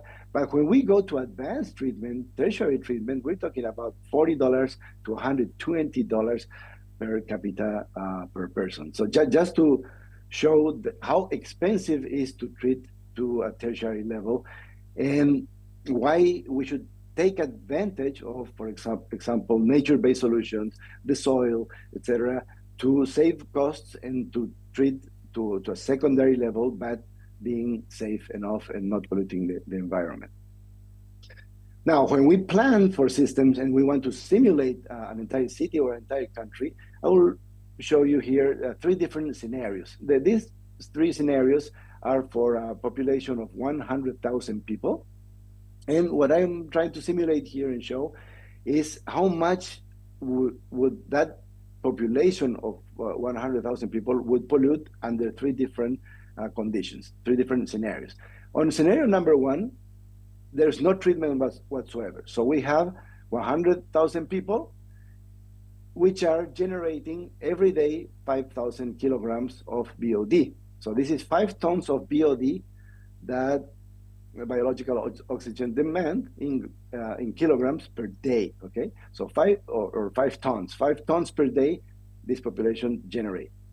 If there's no treatment whatsoever, let's say we just build sewers, but we don't treat, we're discharging all 5 tons into the environment. That's the first blue line, okay? In a second case, in the second scenario, 95% of the population gets no treatment whatsoever. And 5% of the population is on sewers. And those sewers go to a treatment plant. And we have implemented advanced treatment. And we're treating that wastewater to a very good treatment level, okay? So what I want to show here is that even if we treat the wastewater collected from the sewers to an advanced level, but we take into account that it's only 5% of the population, then the reduction in pollution is not going to be so good. It's not going to be so great. We're going down only from 5,000 kilograms or 5 tons to only 4.8 tons, right? So small reduction, even though we're using advanced treatment, because we're applying that to a very small portion of the population. In the third and last scenario, we have a different combination. We still have only 5% of people on sewers with a high degree of treatment, 90% of efficiency of treatment, but 80% of people, let's say septic tanks, which are connected to a sanitation service change, and we're treating the sludge in a specific facility. Even if we're not treating to an advanced level, only 75% of efficiency, we can see how much the pollution is being reduced. A lot, right? It's being reduced a lot because we're applying that solution, that sanitation scheme, to a large percent of the population. So my point here is that any treatment is better than no treatment. Okay? And we should prioritize and incorporate into our sanitation strategy the most people we can incorporate. So in the third scenario, we still have a 15% of people that don't get any treatment, right? We still have 15% of people whose wastewater is not being treated by the system. But if they have a septic tank, for example, in a place where infiltration is safe, nature is doing that treatment for free. And that's how we can take advantage of all these different sanitation solutions and at a very low cost. For example, in the case of septic tanks, the households themselves have done the heavy lifting of investment already, right? They have invested between $300 or $500 per capita when building their septic tanks. So the country can take advantage of that investment that is already in place, and we can exploit that investment, basically connecting those infrastructure at the household level to the sanitation service change to properly treat the sludge or the septage coming out of the septic tanks. So just to put some numbers for this at the country level, we can start in a situation like this, typical to our Caribbean countries, where maybe only 20% of the wastewater is being treated properly. That's some wastewater on the top of the graph that is contained in the sewers, is transported by the sewers, but it's not being treated. That goes down, and it's part of the 80% of the water that is not being treated. This thick green arrow on the second line in the graph is the septic tanks that, even though wastewater is not being collected from the tanks, it's just being infiltrated, but it's being infiltrated in a safe area. That wastewater is being treated by nature. So that's the 20% we see here being properly treated. Right? We're not doing anything about it, but nature is. And the rest, the septic tanks in the risk areas and the sewer coming without treatment, all these big fat red arrows are part of the 80% of the wastewater that is not properly managed. So if we collect the septage from this percentage of tanks, we improve a lot. Just collecting sludge from septic tanks, we can go from 20% to maybe 48, 50% of wastewater properly being treated. And if we increase the sewers and increase the capacity of our treatment plants from the sewers, we can also go improve even higher. So just a combination of improving all these different solutions, centralized with proper treatment, decentralized from proper treatment, most of septic tanks connected to the sanitation service change and taking the septic to treatment, that way in a gradual approach, gradually, year by year, we can improve and flick the initial situation. Now we can have 80% of wastewater that is properly treated and only 20% maybe or less of wastewater that is not being treated. And this can be done easily using this approach. We have several cities that have achieved this in maybe between 5 and 10 years. Cities can go improving the situation like this. Just to finish, because my time is almost up, this way utilities can evolve from a linear approach to a more circular approach, from concentrating too much into infrastructure to concentrating into developing services. So a service-oriented approach. The important thing is to service the household, to service the people, to manage these systems. We can go from the current 5% sewer coverage that we have in the cities to 100% sanitation. So it's a broader approach. We're switching the chip in our heads. It's not only water and sewer, it should be water and sanitation, because these other types of sanitation are also managing wastewater. It's not only sewers. And that way we can go from polluting outfalls that we currently see everywhere to sustainable services that protect health and the environment. And to finish, this is a very, very short video. It's less than 1 minute. It's like 50 seconds. It's actually a commercial from a utility in Bolivia that had sewers only for 30% of the population, but 70% of the population relied on septic tanks. And what the utility did was to hire the private truckers, and also they purchased one truck for the utility in a 100,000 people city to collect the septage from septic tanks and incorporate that to their treatment. So the video is basically an announcement, a commercial of the utility, telling the people like they can just call and get their sludge picked up or scheduled for picked up. Just want to make sure you're looking at the video, or should I switch the screen? Maybe somebody can give me feedback there. Oh, we're not getting the video. Sorry. Okay, I'll connect the other screen and let's try it that way.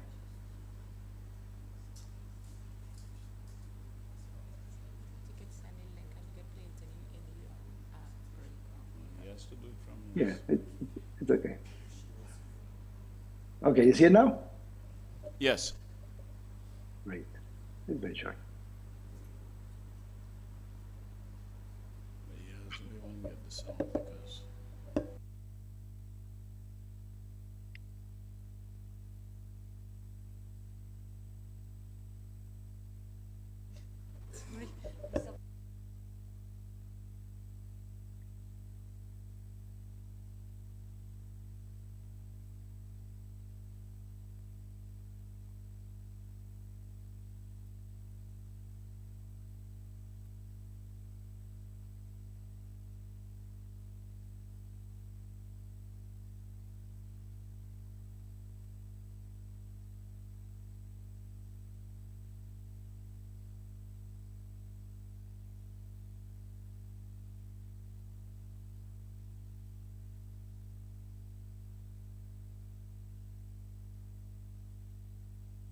Okay, well, that was the presentation. Thank you so much for your attention.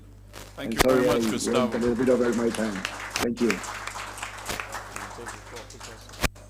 Yeah, I went to stop. Let's see if there are any questions for you, Gustavo. Sure. Any questions for Gustavo? Yes, we have someone at the back. Let me get the microphone. Thank you, sir. Way in the back. Oh, this is Mr. Gabriel Adowusu of UNICEF.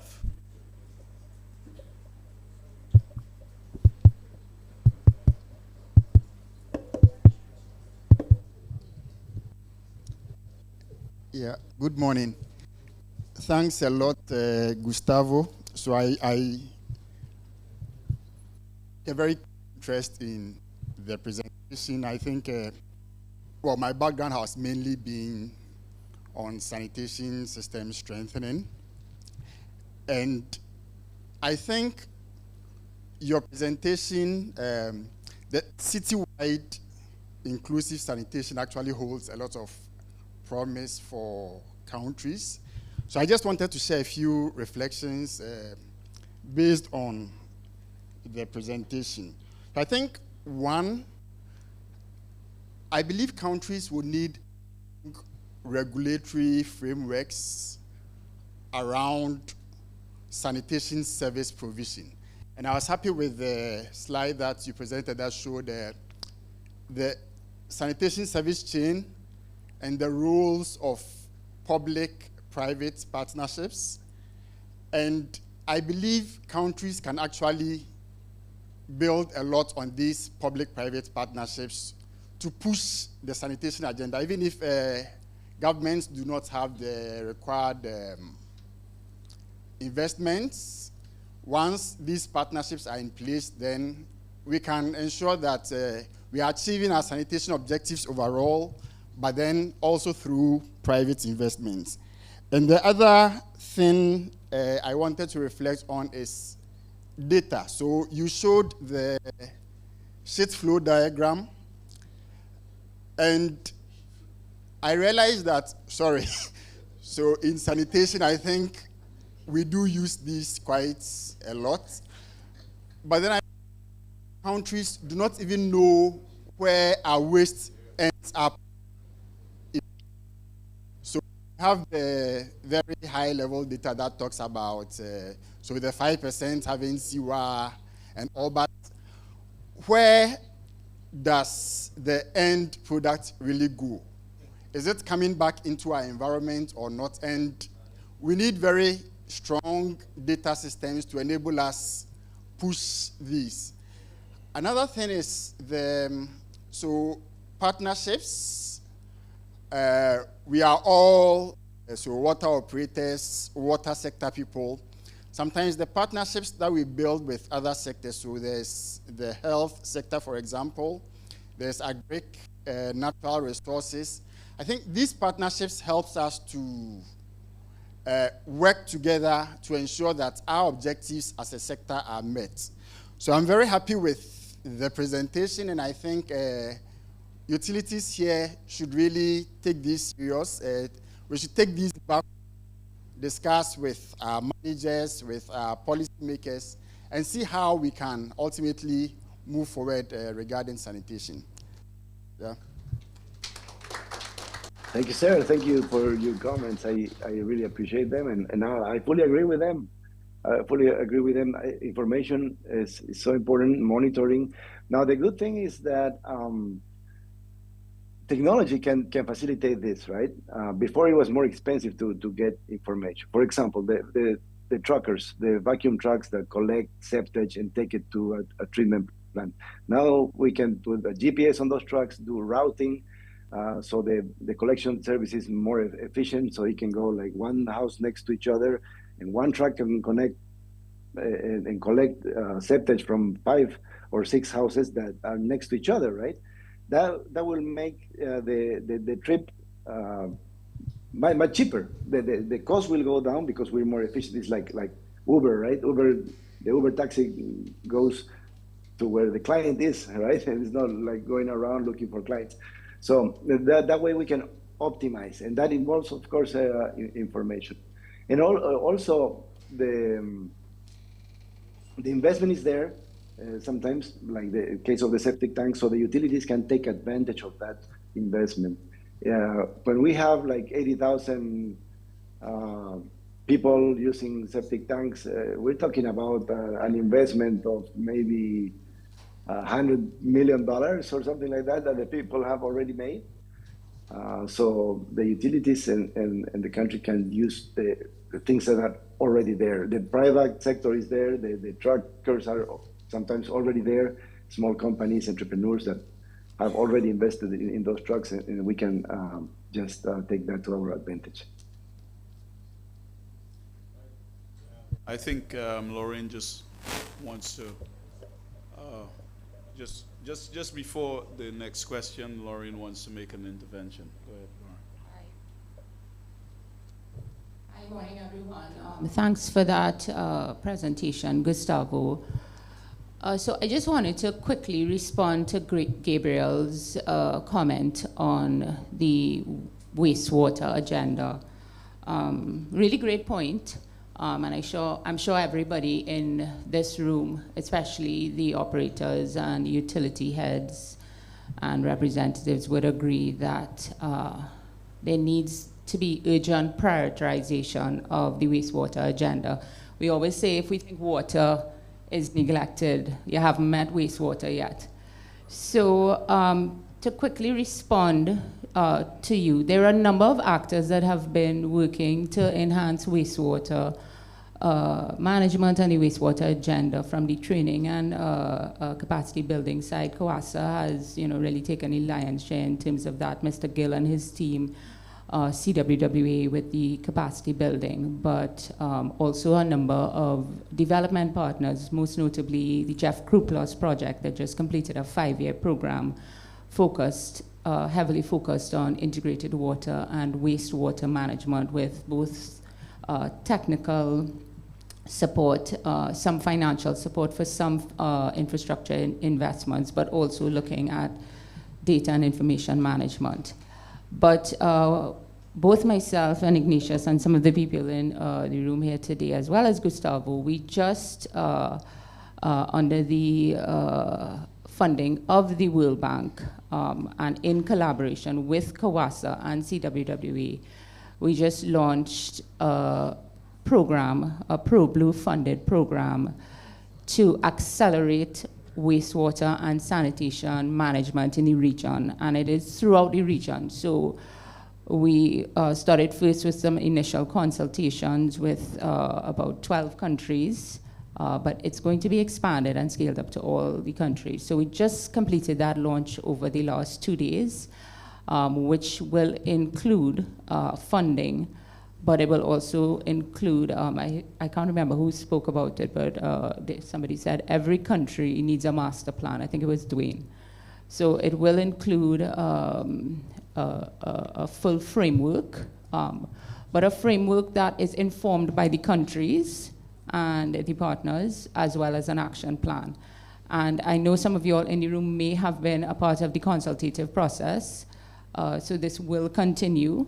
And we hope to have a lot more focus, funding, and work in the wastewater sector in the region. So thanks. Okay, we're going to, unfortunately, of time constraints, we'll take just the last question that somebody was attempting to make in the back.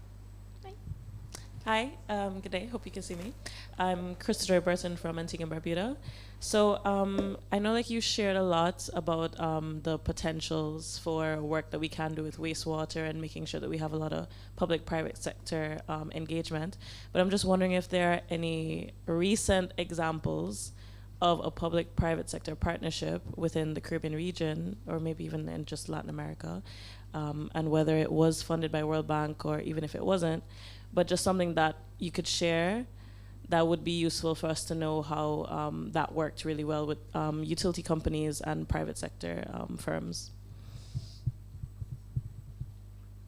Sure, absolutely. The World Bank promotes this kind of approach, and especially what we call the PPPs. And it's usually the IFC of the World Bank group, the IFC, which is in charge of supporting this type of approach. So if there's anyone interested in looking at a specific case, for example, right, we can prepare a presentation, and we can even model different proposals, different ideas, different alternatives, because under this name of PPPs, right, there's many different options that go from, for example, a service contract management to a full-scale privatization, for example, or something like that, or a concession, a total concession of the services. So there's many different ways of doing this. As I showed before, we can even look at specific parts of the sanitation service chain, right? Everything fully public, and just this part will be, we'll hire a contract management for the trucks, for example, or for the maintenance of the treatment plant. So yeah, there's a lot to explore there. There are many good examples in South America, Central America that we can look at. We could on demand prepare a specific presentation on that, or you can contact me. I'm writing my email in the chat box so they can share it with you. And we can be in touch, of course, to see specific needs or a specific case.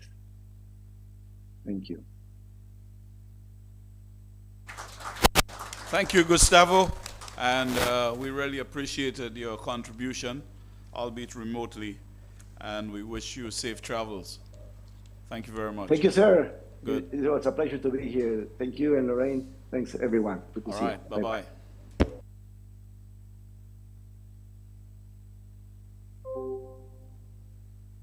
You see, you notice that I'm being, harassed to get on with it. So, but I know we're having some good conversations, and we're sharing a lot of information here now. So we're going to go straight into, I know we have gone past the break, but we're going to go straight into the next presentation, and after that we'll have a short break.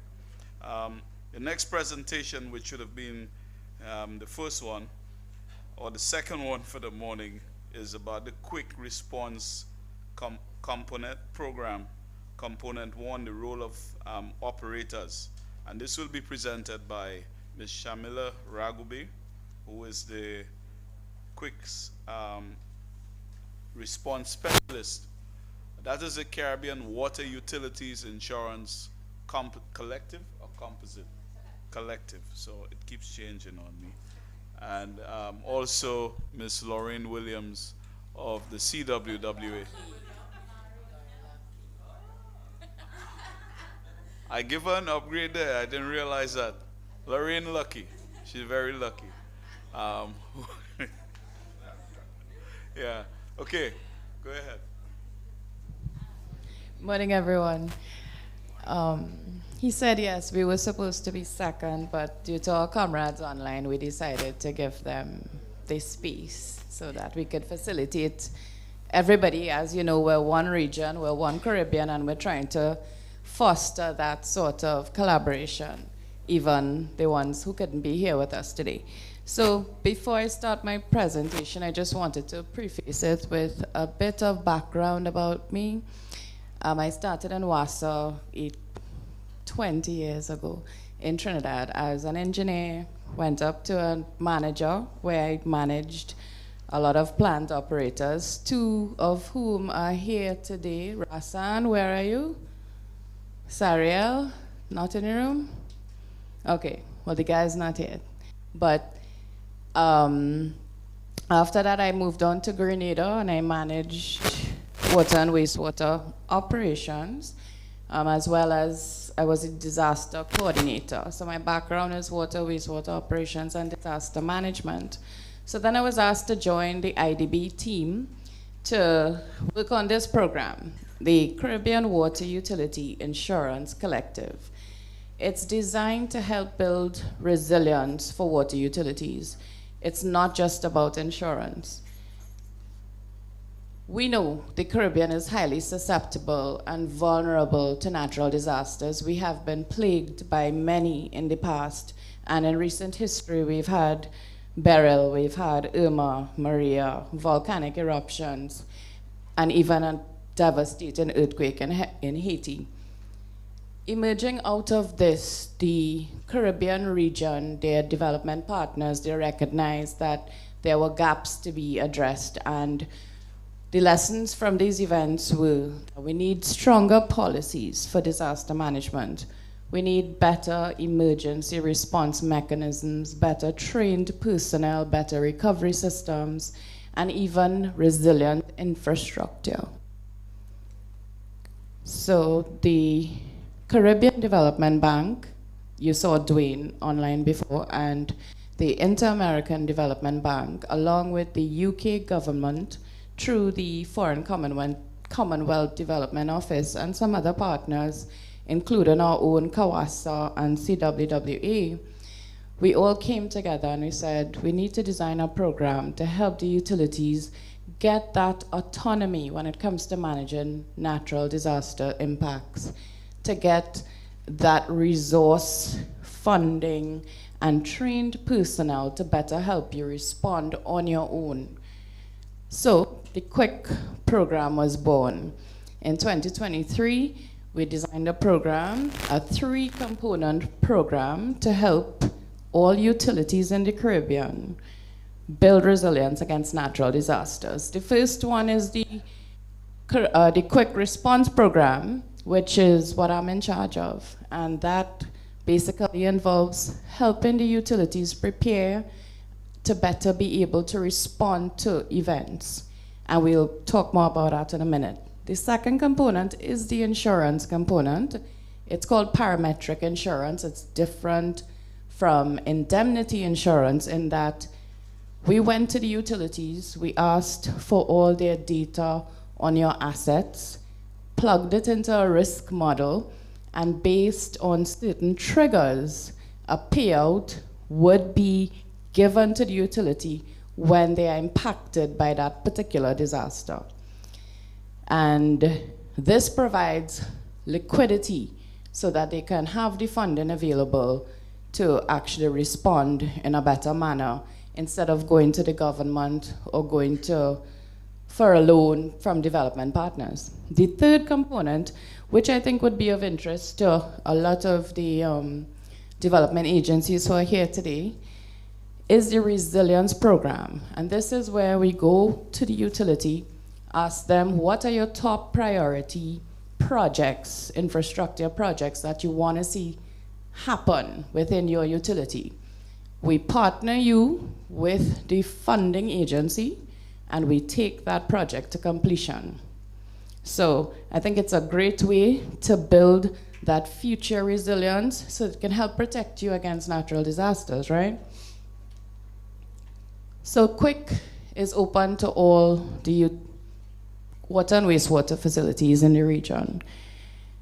From Antigua straight down to CAWASA, as you see on the board there. In 2024, which was our official start of the program, we had 3 members: BWS, Belize Water Services, Dowasco from Dominica, and NAWASA from Grenada. And unfortunately, Hurricane Beryl became sort of a marketing strategy for us in that NAWASA purchased a policy and they received a payout of $2.2 million US dollars. And this helped them greatly expedite the level of recovery that they needed to during 2024. And I think there's a session after the break to actually discuss the things that were done. So now, the response program. What is the response program all about? I think Mike is coming in and out, just if you have another one. Okay, got you. All right, so the Quick Response Program is all about redefining your disaster management framework within the water utility. It means we're gonna have a center of excellence for disaster response and recovery systems. We're gonna address all the gaps and challenges that people have been speaking about for years in the region. We know that in the Caribbean region, there's a level of camaraderie between utilities where our brother's keeper, when someone is impacted, we mobilize our teams, our resources, and we lend a helping hand. We know that. That exists for decades. However, we need a system that is more structured, more coordinated. We want to ensure that the people that are deployed in another country is protected, is even compensated to an extent. So what this means is that we're bringing a program to the Caribbean for all water and wastewater facilities, what we call under a mutual aid program. All right, and we do this using a mutual aid agreement because all the utility heads have to sign on to this. I see Mr. Acosta is shaking his head because right now he's reviewing that mutual aid program as the head of Belize. We also recognize that there are agencies in the Caribbean that also already deal with disaster management. We have to go through SEDIMA. SEDIMA is the regional coordinating body. They represent CARICOM nations in terms of offering disaster relief efforts. We have our own CWWA and CAWASA. Those are entities with professionals and training and technical coordination skills that we can rely on to assist us and have a more coordinated and structured approach to align disaster relief efforts strategically for water and wastewater utilities. So, the response program. What activities does it involve? We have developed key documentation. That documentation means we're gonna give you procedures on how to respond, how to know the different levels of operations, the different standard operating procedures when it comes to responding, the different forms that would help you stay accountable. Right, the different forms that would help you stay accountable in the process. There's also going to be an emergency response plan we're giving to each utility, designed and tailored to the intrinsic nature of your own utility. We're also going to be working with suppliers. Renuka. Yeah, we want to work with your suppliers in the region in that if we have pre-purchase agreements with them, we can easily call on them to supply and mobilize resources for you in a very fast manner, something that may not have existed formally before. And then we're going to be training your staff. So just wanted to touch on what this mutual aid program and what it means for each utility. Now, your utility heads have already been briefed on this. They have already sanctioned this quick program, and we're starting to train the different levels of staff. So the mutual aid program is going to talk about and going to make sure we cover the areas of how this program gets activated, what type of response level would activate the quick program. There's going to be procedures on how a utility can render or receive aid. There's going to be procedures for mobilization, communication with the different utilities and stakeholders. We're going to talk about reimbursement, compensation to workers, safety, health of workers, liability, and even immunity. I think it was GSD that spoke about a truck from BWA that went across to St. Vincent or Carriacou. Carriacou. Right. And when we first spoke to the utility heads about this mutual aid agreement, the head of BWA mentioned that when they sent the truck, they know they were helping, they know they were providing a resource, but on the other end, there was no one to drive the truck. And when the truck got into an accident, whose responsibility was that?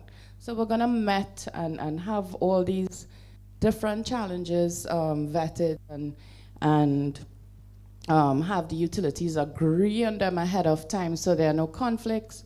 No one has to wonder about any accidents or incidents that happen or occur afterwards. We want to make sure that we properly plan and as a Caribbean unite when it comes to dealing with disasters. So mutual aid program is not a new concept. We have Kevin here. He has access to another mutual aid program, the Florida Warn System, and that's a mutual aid program for responding for water and wastewater facilities in the Florida state. We also have right here in the Caribbean, CARILEC, which does disaster assistance for their electric companies in the Caribbean. So why didn't we have one for water and wastewater facilities before? So quick is gap. The stakeholders. So we had our who developed the key documentation. We're liaising with SEDIMA because they're the regional body. They're going to be coordinating the aid with all the impacted countries. We are simply coordinating the aid for impacted utilities, water and wastewater utilities. We have CAWASA, who's going to help us with technical coordination of the operations, the response operations, and CWWA, who Lauren is going to speak about this more, is going to assemble specialized personnel from their network to undertake detailed impact assessments on the ground when we're called upon to do so for a utility. What are our next steps? So we're going to finalize the training and documentation with each utility. We have already completed the first leg of training with BWS and WASA. We're going to Jamaica on Sunday. Suriname, we've done Bahamas as well. So everyone is getting on board, and this program is going to be the most comprehensive approach to disaster management in the Caribbean, because we have the development partners on board, we have the regional entities on board, and we're still always looking for more partners to join us. When GSD presented this morning, when Simon spoke about how we can get all the players in one room, it's actually through an MOU, a Memorandum of Understanding that GSD has with SEDIMA already, so that they can respond in the region. So we're going to capitalize on the resources of SEDIMA. SEDIMA has access to organizations such as GSD, so aviation and marine resources that would help water utilities with logistics and mobilization and transportation. We're going to rely on personnel, professionals from CWWA to be on the ground, to be deployed, to undertake the impact assessments. Another benefit is that SEDIMA is willing to also undertake deployment training with utility staff. So they're going to train you on even psychological courses on what to expect on the ground, what you see out there. And we're really hoping that this can be the role of operators and even supervisory staff, because when a utility is impacted, we need the technical capabilities of you all to be of assistance to another utility. So I'm going to pass you now to Lorraine, who's going to speak more on the role of operators in this program. Thank you.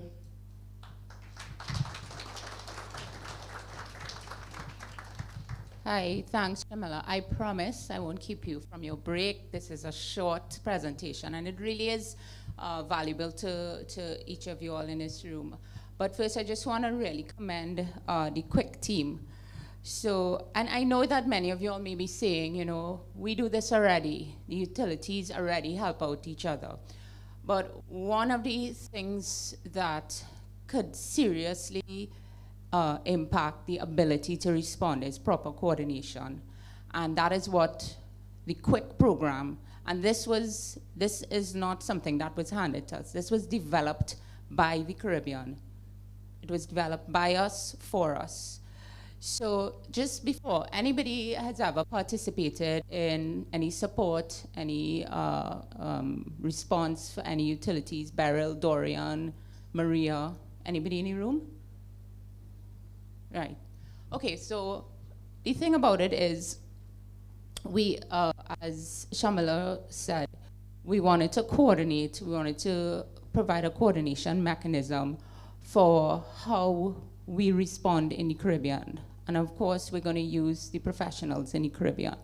So as you know, the initial impact assessments or the initial assessors will go out immediately. They'll be deployed immediately.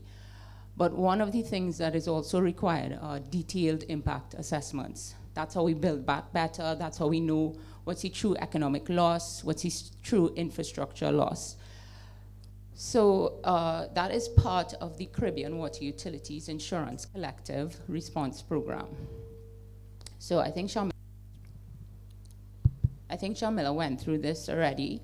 So I'm going to just focus on the CDMA through the ATC component, which will involve, of course, when the countries reach out to CDMA, request support, the acting technical coordinator, which will be supported by CAWASA and our team, will then reach out to Quick, and we will provide a team to go out to the countries to develop detailed impact assessments.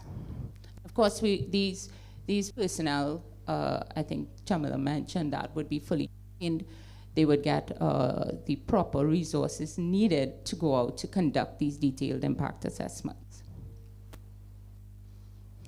So just to highlight how CAWASA and CWWA are involved, both in the pre and post, but also during the impact coordination and technical support. So we're basically establishing a quick response team.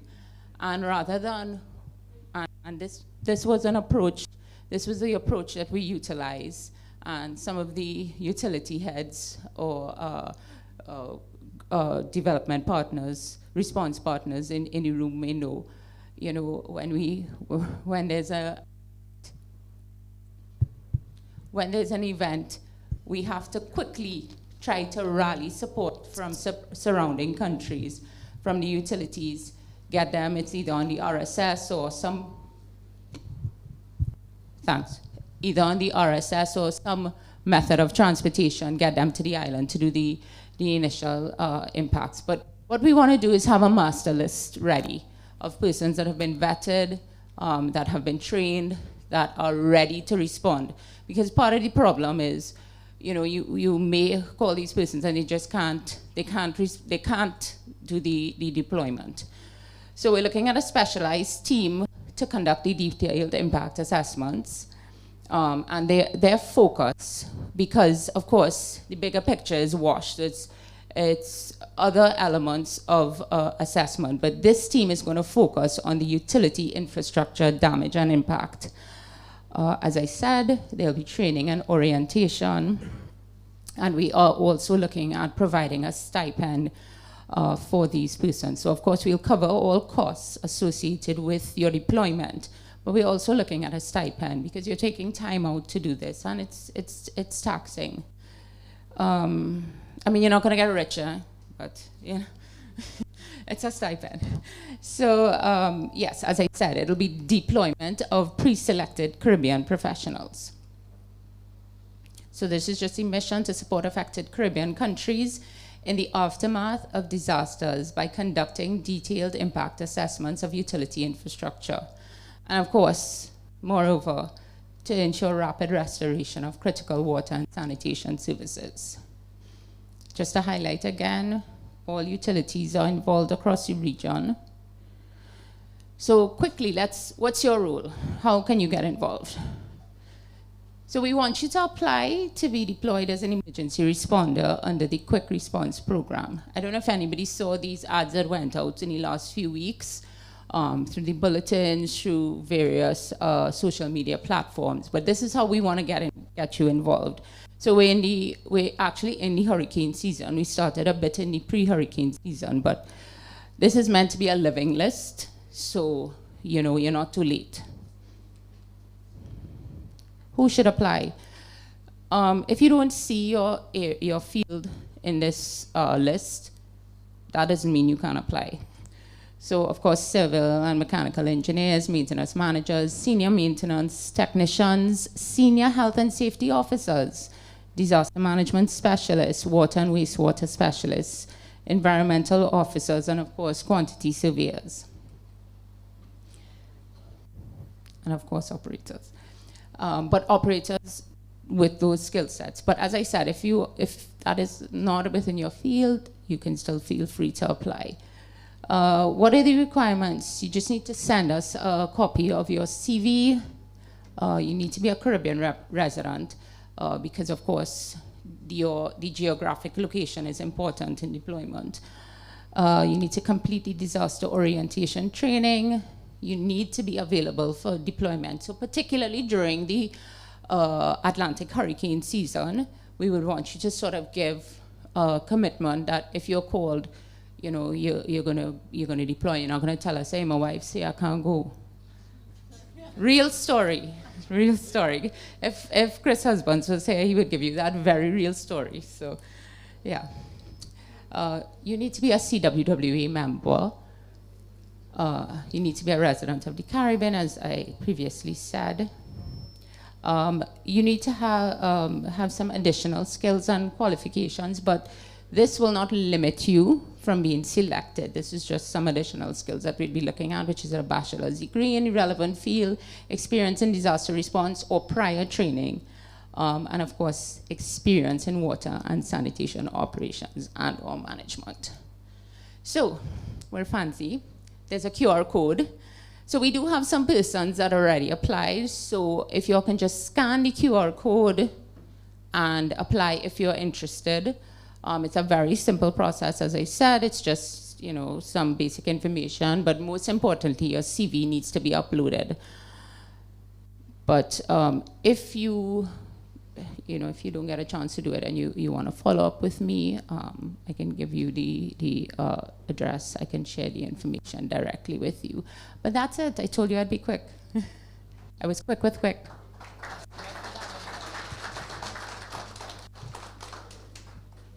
Anybody's going to volunteer immediately? Oh, we have a question. Okay. There's a prize for the first volunteer in the room.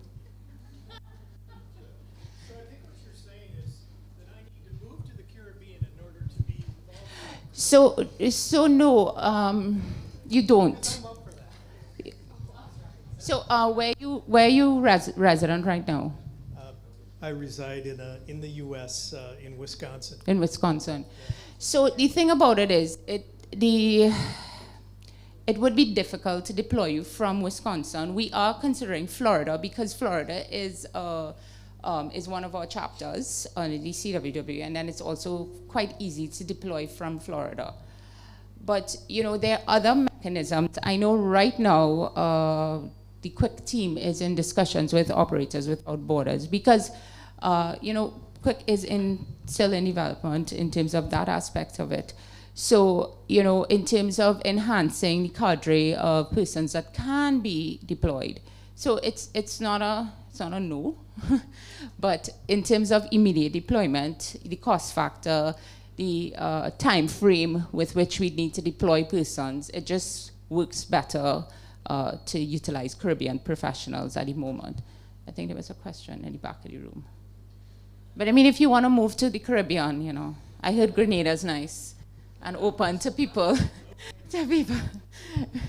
moving, relocating. Yeah, my question is regarding safeguarding persons who enter into foreign countries to do work.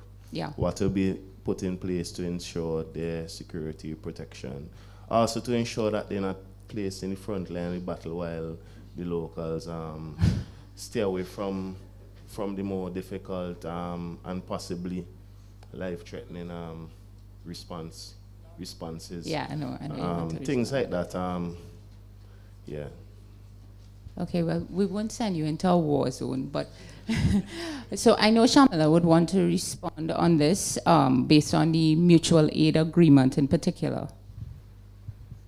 Yeah, so based on my half of the presentation, you would have seen that we're outlining every procedure possible for the different levels of disasters, the different types of disasters, and this ensures your safety. We have put clause upon clause about insurance for you, deployment training through SEDIMA for all the personnel that's involved in the process. We are going to continue our quick team drive with each utility. We're going to be going around to all the utilities to ensure that you, from the operator level, all the way up to management is aware of all the different procedures, as well as the Blue Sky training with GSD. We're going to be doing regional training, multiple utilities, so that you all get to know your neighbors, so that we are all on the same page, have that consistent level of information and knowledge at hand. So deployment training through SEDEMA teaches you a lot about what to expect on the ground, how to be mentally prepared, as well as physically prepared. How it's usually done is that security is facilitated by the utility that's impacted. Housing, meals, and even wages are covered between the utility that's impacted and the utility that's sending help.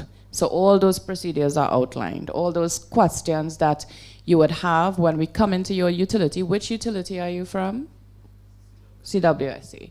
We still have to train St. Vincent, but we would be coming, and you would be a part of the training, and you would learn all about the different things that you would need to expect when something like this occurs.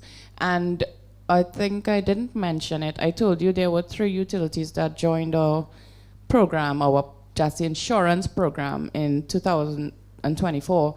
This year we already have 7 on board, and it's not closed off as yet. The policy year is not closed off. So more and more utilities are joining, including St. Vincent.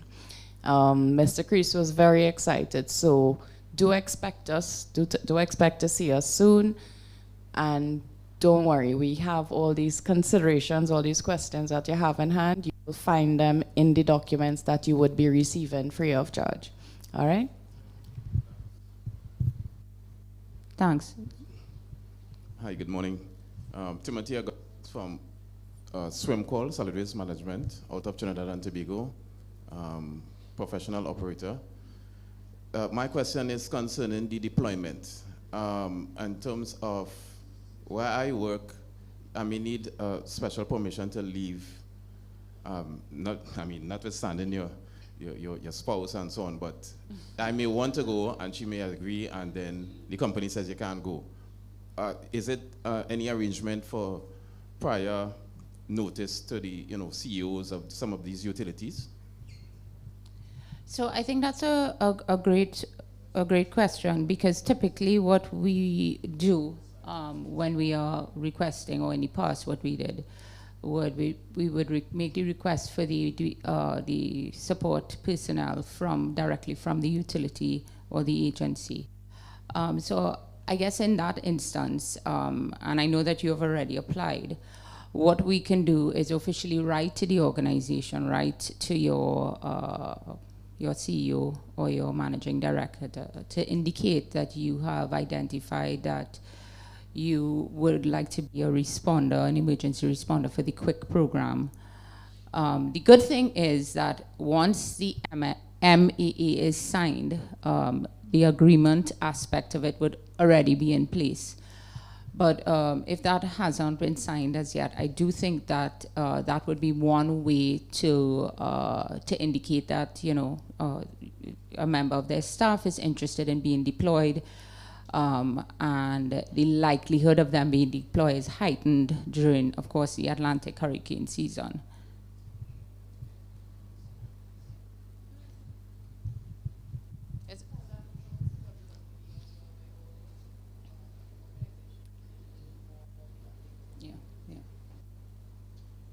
Oh, hi. Good morning, Kevin Carter. As you mentioned, Florida Water and Wastewater Agency Response Network, past chair. I just retired last Friday. Being that we had 4 hurricanes during my watch, I think they were glad to see me go. But I want to say some remarks on floor warn, but the first thing I want to do is congratulate you. I think Quick was first brought up at the Bahamas CWWA conference in 2022, and look how far you've come. So I think everyone, let's give a round of applause. So I'm kind of going to make my comments based on some of the questions that were brought up. And first, safety. We end every floor warn meeting with safety's first. we say safety first so much until you're tired of hearing me say it, because it's the number one thing that you need to think of when you respond. Responders are excited, want to be there, want to help. People receiving the help are tired, have lost loved ones, have lost property. That combination needs to have safety in your mind first. So think of that when you hopefully don't have to respond, but as you're preparing and training. The second thing, as far as responding from outside the region, oftentimes you have to do waves. There's going to be a first wave of response, second wave of response. And so with the Caribbean response first, outside of the region, prepare, because these can be long, protracted responses. So, mutual aid agreements. I can't stress to you enough, whether you're making that decision or you're giving advice to the decision makers, sign the mutual aid agreement during blue skies. I can't tell you how many storms we've had people on the ground, the utility directors looking for the city manager, and you can't even find City Hall. It's chaos. And then you finally find them, and you're signing it with a flashlight on the back of a pickup truck. The mutual aid agreement needs to be in place beforehand. And with that, also the training. And the exercises aren't just about thinking what you do in a storm. You develop relationships. We used to say that we were utilities helping utilities. We now say we're friends helping friends. And within that structure that was so well put in this presentation, you have been doing that. But with the structure you have, it's keep going. All right, thanks. Technical difficulties. But it's going to make you much better. And then the last thing I want to say, I am here with Operators Without Borders, and we will be there for you, whether it's a first wave, a second wave, and we're part of that incident command system that you've been trained in now or will be trained in. We're the nonprofit, just like GSD, and hopefully we can help you also do some capacity building. So great job, Quick, and I think that'll be it. Time for the break. Yeah, so thank you. Thanks for all your work, Kevin. I know you wanted to say something, but we're here. You can approach either me or Shamila or I or Ignatius if you have any further questions.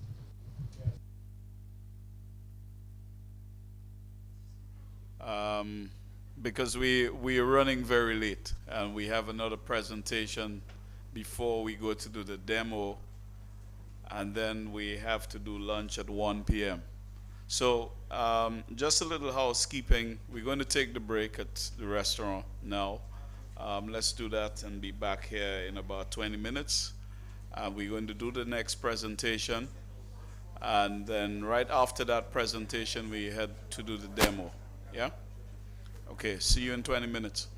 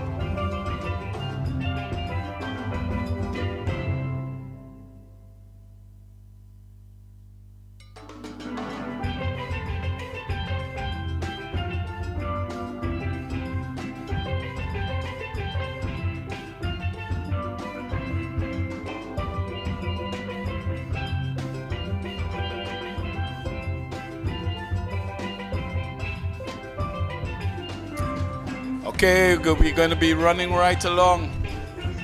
Let's keep it going.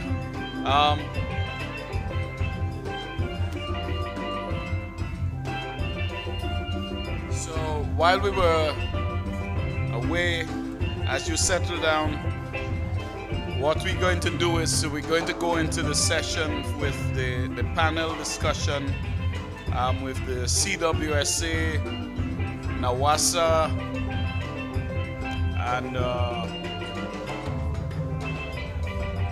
GSD and UNICEF will be on that panel. And meanwhile, I should also tell you, after that session, panel discussion, we're going to move straight into the presentation by John Wright on the aquifer potable desalination system. And then we will break for lunch, and we thereafter will go to the demo right after lunch.